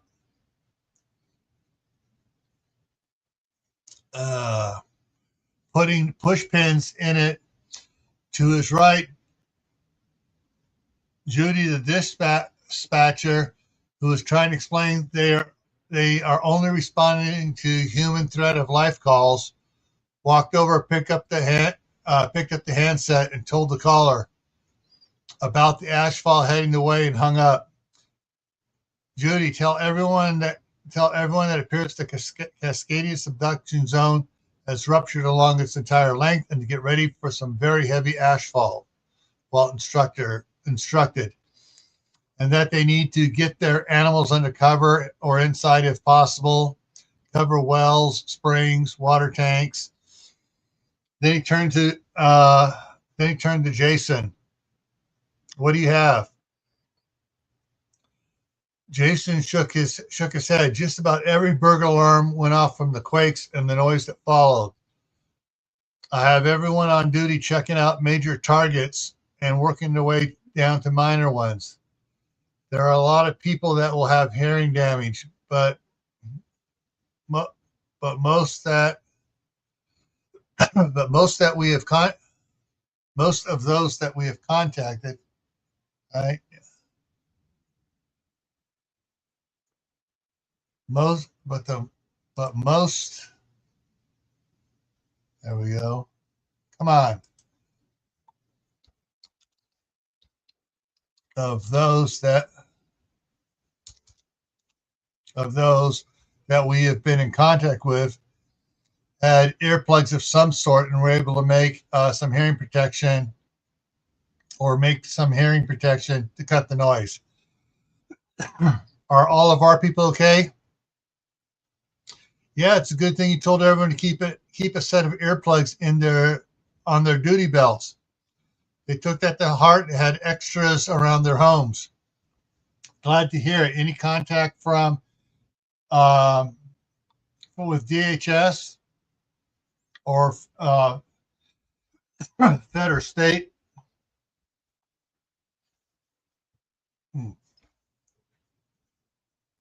And my throat's killing me, guys.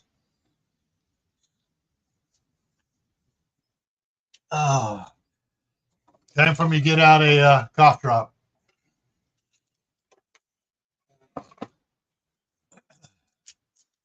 Yeah. Mm-hmm.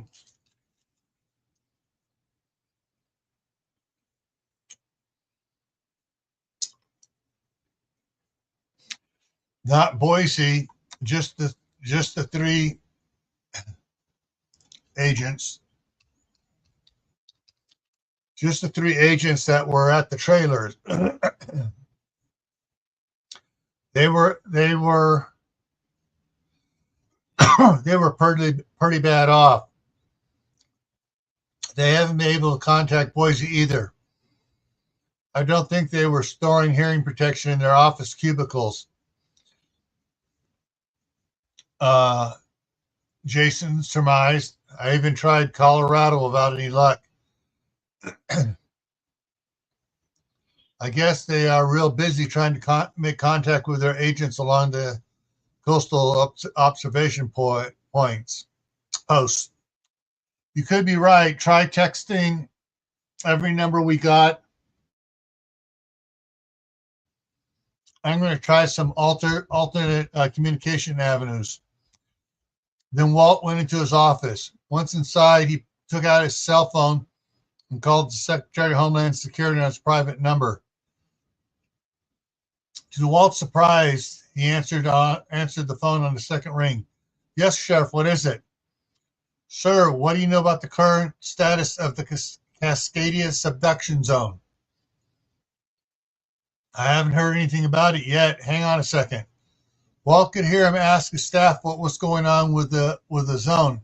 Everyone was saying they hadn't heard anything. Then one staffer said they'd lost contact with their observation post in the northwest coastal region. Sheriff, I heard, Walt interrupted. Here's what's happened to the best of my knowledge. There's been an eruption along the entire Cascadia subduction zone.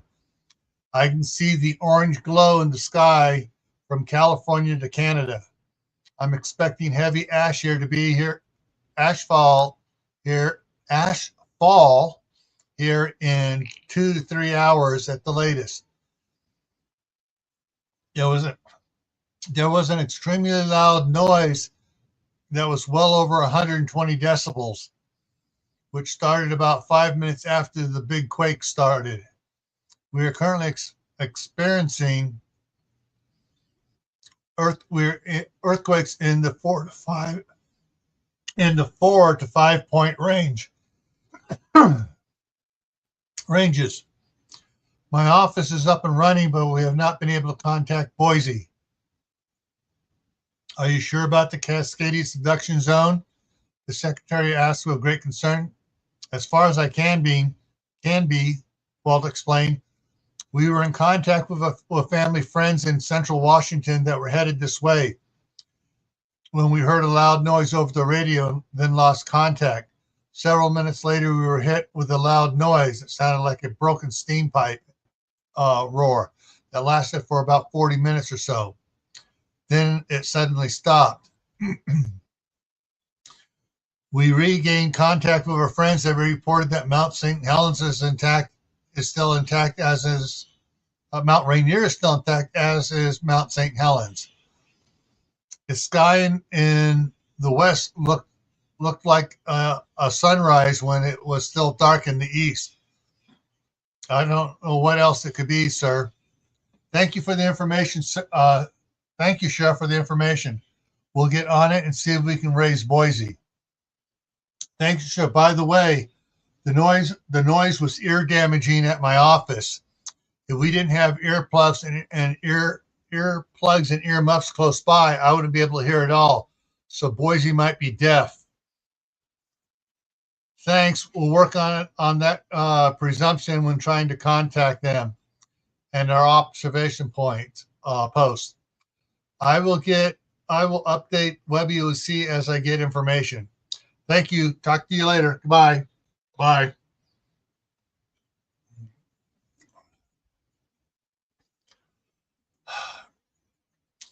Walt walked to his office door and opened it.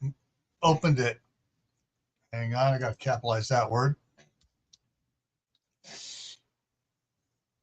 Judy, he called out.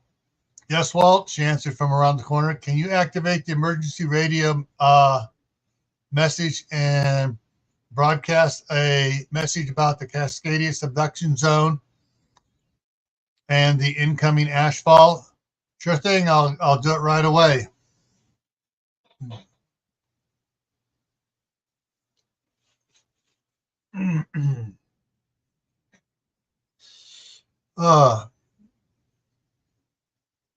On the other side of the, anyways, okay, sorry, I jumped ahead by accident. Okay, Kathy was coming back from her early morning run to the top of the ridgeline behind the farm. Ever since she took this job, she found her doing more PT than she did in the service. The run was about 25 miles. Now she was getting accustomed to now that she was getting accustomed to the altitude, she was considering adding her military pack with some weight in it on the run. Linda's grandmother had an old root cellar that had collapsed years ago when Linda was in her teens, and her father had bought several cargo containers to replace it with. One had been buried next to the house, so the doors opened into what were the remains of the old root cellar and the house basement. The other containers he buried under the barn, but never got around to putting shelves in them. So they were unused forgotten about until the Donaldsons arrived with Kathy, and Kathy started surveying the property. She put Jake and Paul to work fixing the stairs down to them and hauled a bunch of old railroad ties inside and made a wall about 3 feet from the end of the far end from the made a wall about 3 feet from the far end and filled the void with sand. Then they set up a workbench and supply cabinets at the front of the first container. Then about 30 feet into the containers, they set up 2 rifle shooting stations. This gave them a little over 100 feet to the railroad tie wall. Plenty of distance for practice shooting without disturbing the neighbors or anyone else on the farm. Kathy now hurried down into the underground gun range for some practice while she was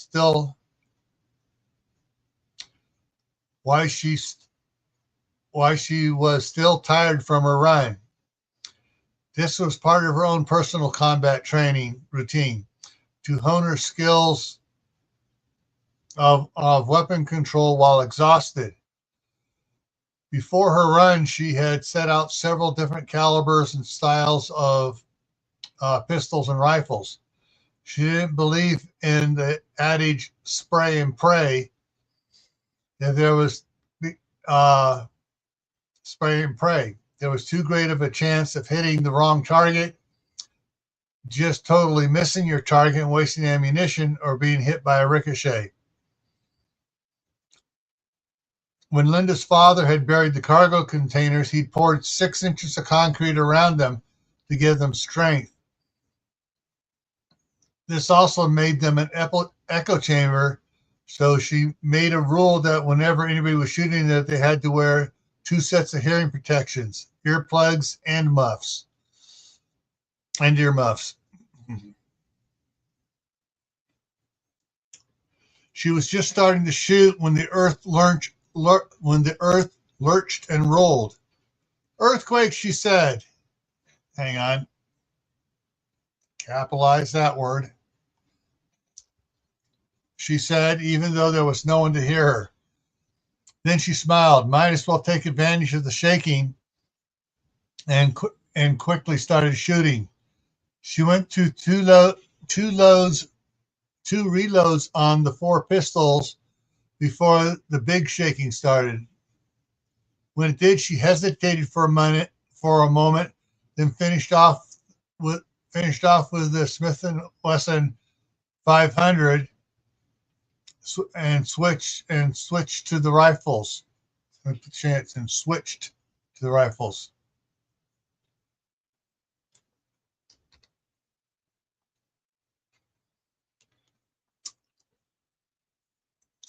There's nothing I can do to stop the earthquake, and I'm safer down here, she thought to herself. I can't hardly stand, let alone walk, so I can't help anybody topside right now. I'll go help anyone that needs it after the earthquake stops. She went through 1 reload for the Ruger 1022, and the Mini 14 was about ready to pick up the Barrett 50 caliber when the earthquake subsided.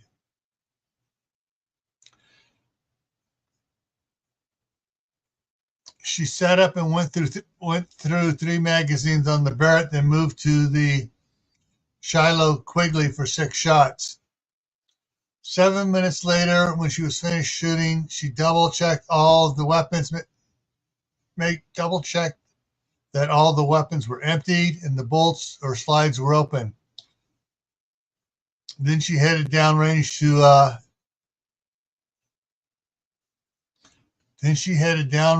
to check her targets. She stopped about halfway to the first target when she heard a strange sound that sounded like a ruptured air hose. Looking back towards the door, she didn't see anything that could be making that type of noise. Kathy removed the ear muffs from her ears and draped them around her neck. The noise was much louder, and she realized it had to be coming from outside the steel door. She quickly headed to the door to see what was going on topside. When she opened the door to the cargo container, she was assailed by the noise that pierced her to the core. Even though she still had her earplugs in, her automatic response was to clasp her hands over her ears and retreat back into the container.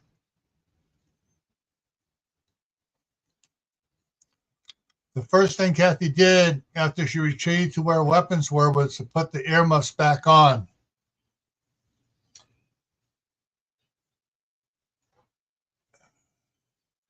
And then she reloaded the Smith & Wesson 500 and the two speed loaders and put the holster for the 500 on and placed the speed loaders in their pouches and headed back to the door with the 500 in her hands. She got outside the container, could instantly feel, when she got outside the container, she could instantly feel the intensity of the noise. She made her way to the top of the stairs and looked around. Hang on here. She made her way to the top of the stairs. All right, I got to fix the structure on this.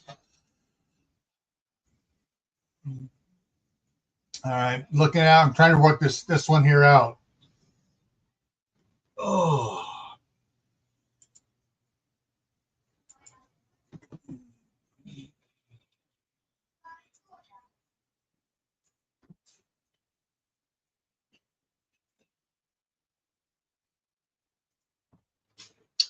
Huh. That doesn't sound right.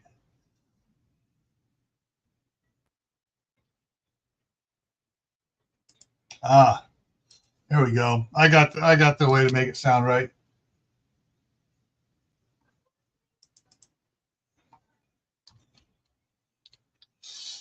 All right, let's see how that sounds. She made her way to the top of the stairs and she looked around. Comma. I need to put a comma in there. Then she made her way to the barn doors. Looking outside, she didn't see anything that would make the noise. There was the glow of the morning sun beginning to cast a bit of light over the farm. She exited the barn and worked her way towards the house, checking the sky for what she was now thinking a very large jet or something. Then she realized the glow in the sky was in the west, not the east. That wasn't the sun, but something else that was causing the glow. Her next thought was that a smaller asteroid had preceded the one that was to pass by the Earth tomorrow, and it had crashed into the west coast. That would explain the bright glow in the west, and the loud noise could be the impact explosion.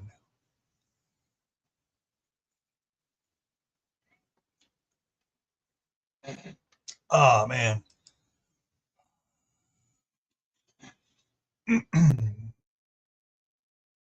Kathy broke into a fallout run back towards the container. Taking the steps 3 times, she flew down into the underground range, picked up the box of hearing protection, and ran back out again. As she was running as fast as she could towards the Donaldson's travel trailer. Her path took her by the small trailer that Ross and Paul were in, and when she passed it, they stumbled out in front of her. Skidding to a halt next to them, she handed them 2 pairs of earplugs and earmuffs. Then she waved her hand in front of them. She pointed to the house and gave them a shove in that direction. Then she continued her run to the trailer that the Donaldsons were in. The door to the open road trailer had a pin code door handle on it, and she quickly punched in the code and yanked the door open. Reaching inside, Kathy slapped on the lights as she climbed into the trailer. She made her way to the front of the trailer where Joseph's bedroom was. Joseph's and Linda's bedroom was. Not bothering to knock, she opened the door and found Joseph unconscious on the floor and Linda curled up in a ball next to him. Kathy quickly put earplugs in Linda's ears and then Joseph. Then she handed Linda 2 pairs of earmuffs and gestured for her to get dressed. When Linda nodded that she understood Kathy,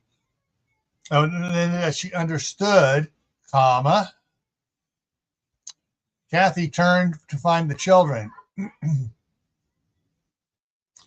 She found Mary and Jane curled up in their beds with their pillows wrapped tightly around their heads and over their ears, crying. She handed them each earplugs and earmuffs, and as the girls nodded and quickly put the plugs in and muffs on, she then gestured for them to get dressed.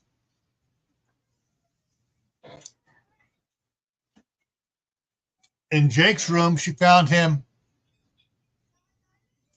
putting on a dirty set of earplugs under the earmuffs that should not be capitalized, that he had on already.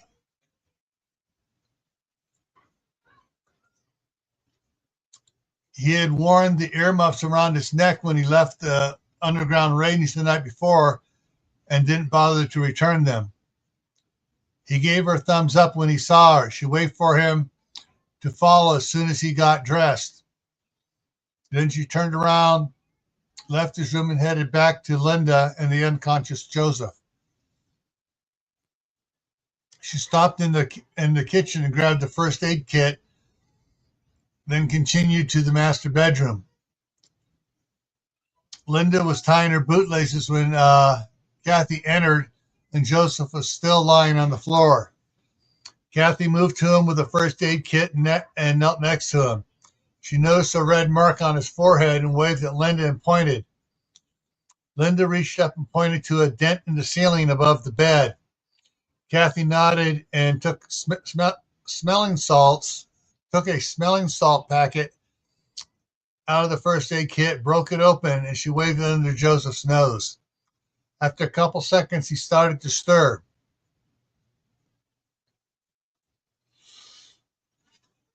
Joseph reached up and rubbed his head groggily and was really moving slow. So Kathy put the smelling salts under his nose again.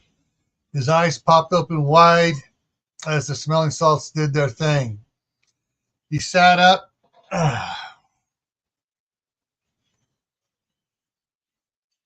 He sat up and put his hand on his head and pulled it away, looking to see if he was bleeding.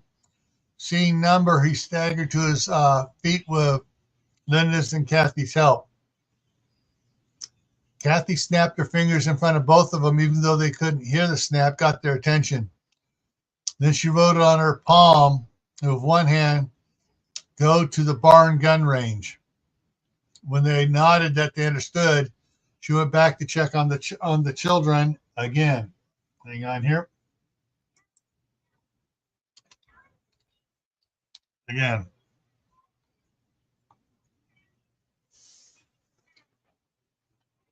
She found them in the dining room, looking confused, trying to communicate. Kathy spotted a notepad and pencil they had been using to keep score for a card game they were playing the night before, and picked it up. She wrote directions for them to gather some water, food items, and go to the barn gun range. Then she left the trailer. Excuse me, I'm going to go quiet some kids down. They're screaming loudly back there. I don't know if you can hear them, but I can, and it's bugging me.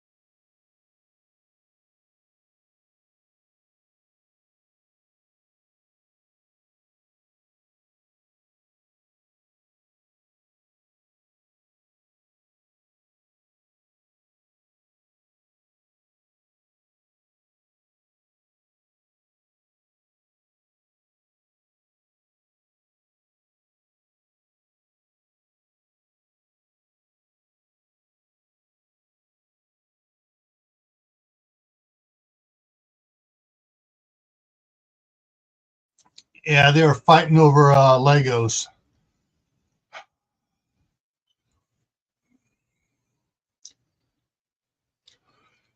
Uh, yeah. Then she left the trailer. Once outside, Kathy checked the western sky again. The orange glow was still there. She headed into the house to check on how Ross and Paul were doing with Linda's grandparents. She found Ross and Paul in the Butterfield's bedroom, trying to comfort Lori and Lonnie. She tapped Ross on the shoulder, and he just about jumped out of his skin.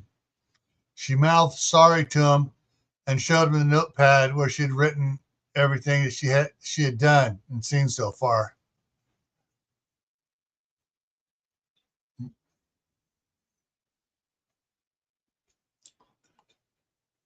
Ross nodded and handed the pad to Paul after he read it. He handed it to Lonnie. Lonnie indicated he handed it to Lonnie and indicated that he was going to get dressed and head to the barn. Ross nodded acknowledgement and pointed to his chest with his thumb and held up two fingers. Kathy nodded.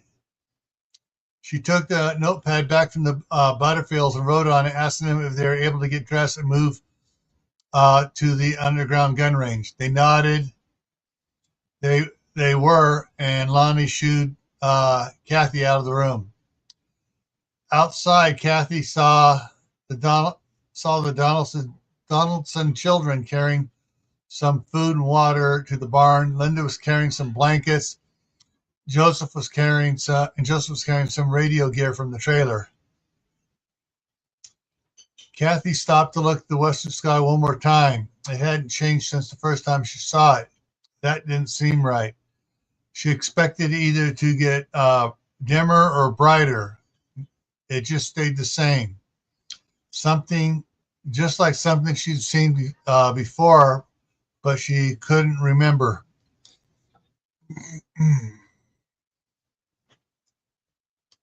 All right.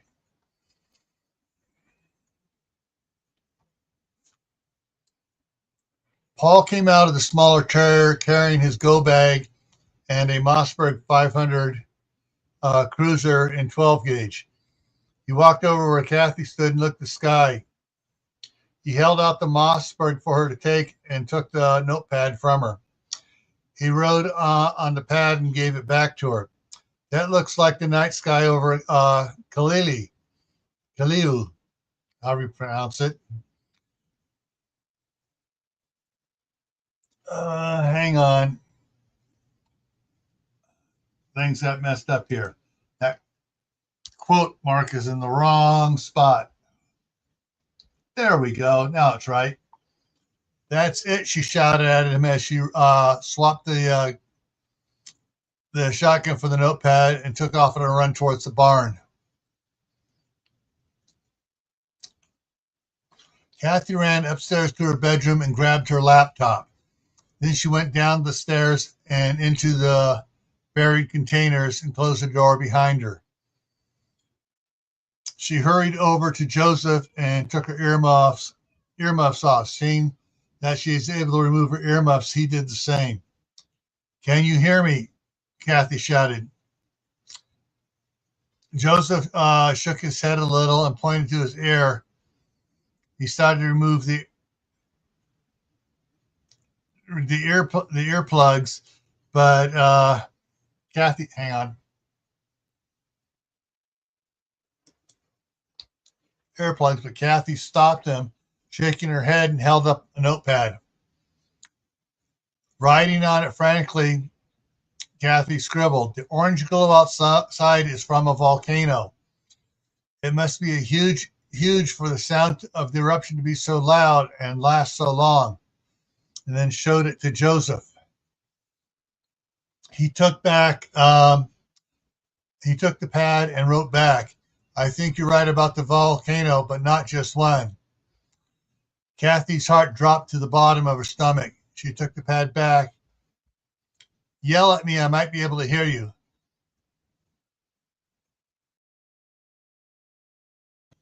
Joseph looked confused but did as he asked. "Can you hear me?" She wrote, "Yes, very clearly. I had my earplugs in when the noise started." Jake walked over. "I can hear you too. I fell asleep with my earmuffs on."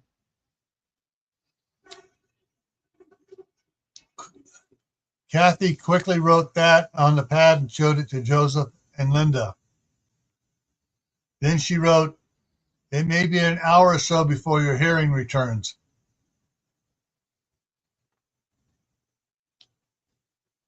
The noise level increased as Paul opened the heavy door and let Ross and the Butterfields in. Then he closed the door.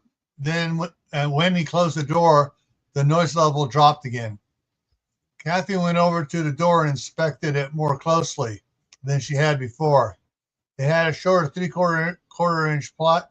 It had a sheet of 3/4 inch plywood, which she had noticed before, but what she hadn't noticed was the 1.5 inch sheet of foam insulation sandwiched between the plywood and the steel door. Smiling, she turned back to the group and wrote on a pad, "We should be safe from the sound down here." "But what about the animals and volcanoes?" Jake asked. "This wind is coming from that direction." "What are you worried about? They're a long ways from the volcano." "We were reading about Mount St. Helens the last week of school. Ash from that one volcano covered most of this area. Just ask Gigi and Papa."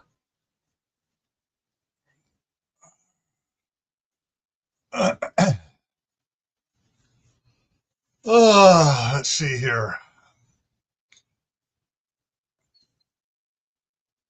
Kathy quick wrote all of Jake's concerns on the pad and handed it to Lonnie. As he read the pad, Lonnie paled and held out his hand for the pencil. He wrote with urgency and showed to everybody. "When Mount St. Helens erupted, we barely heard it, but we got about 1 inch of ash from it.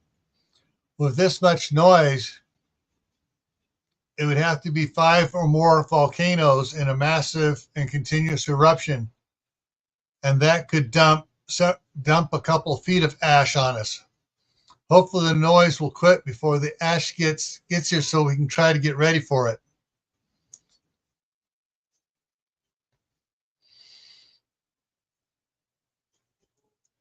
it's I already know. So we can get ready for it. We need to make a list of what we need to do when we can go outside. They all stared back in shock at what Lonnie had written. It was about 9:30 when the ash began to fall outside of Walt's office window. It had taken longer to arrive than he thought, and there wasn't a lot at first, just a flake here and there, just like the first snow of the season. Hang on. Then a little more and more. Unlike the first snow of the season, the ash did not melt. It collected and blew around as if the gap around, if there was a gap that the air would come through. Oh, sorry, it collected and blew around, and if there was a gap the air would come through, so would a little ash, such as under the front door of the sheriff's office. Once that happened, Walt hurried to the front door and went out to check on. Went out to check it. Went out to check it out. Yeah. Okay. Went out to check it out. He held his hand up and caught a few of the ash flakes and rubbed them. He rubbed them between his fingers, between his thumb and fingers and thumb. It was gritty yet light. Ugh. Then a pickup drove down the street, raising a cloud of ash behind it, dusting everything it passed by, including people and other cars. Walt quickly stepped back inside, closed the door as tight as he could, and locked the deadbolt. He took a few steps backwards away from the door as if it would open on its own and let the ash inside.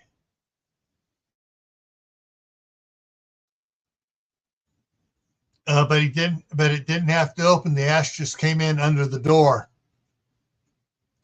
Spinning on his heels, Walt dashed back to the office where dispatcher Judy was talking to a patrol unit. Judy, Walt practically shouted, "We have all deputies return to their homes at once. Code 3, but slow, as not to raise a cloud of the ash behind them. Once they are home, they are have them stand by for more instructions." All right, 74. All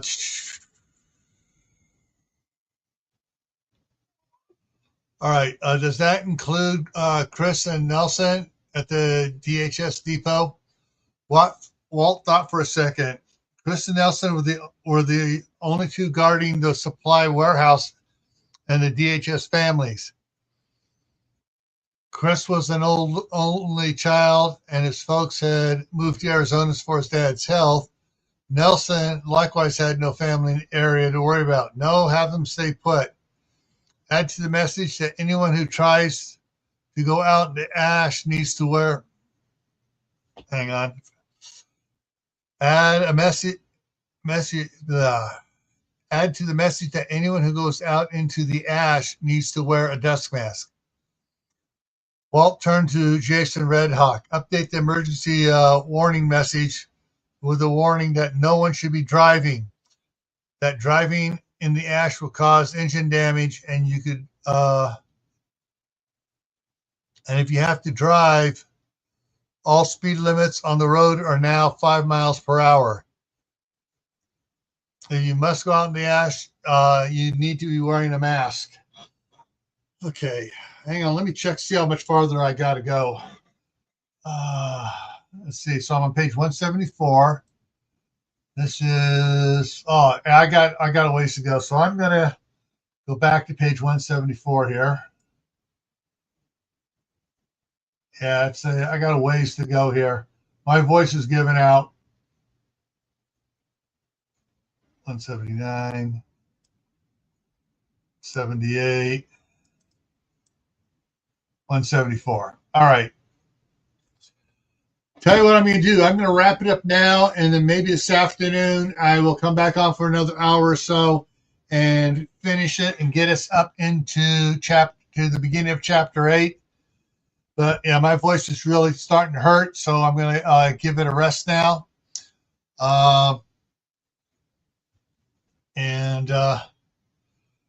Yep. All right, everyone. Thank you for coming in and supporting the channel. Just to remind everybody, let me switch something up here to let everybody know. Yeah. So channel membership start at 99 cents a month. And there's a whole bunch of, there's like 5 levels and a whole bunch of different,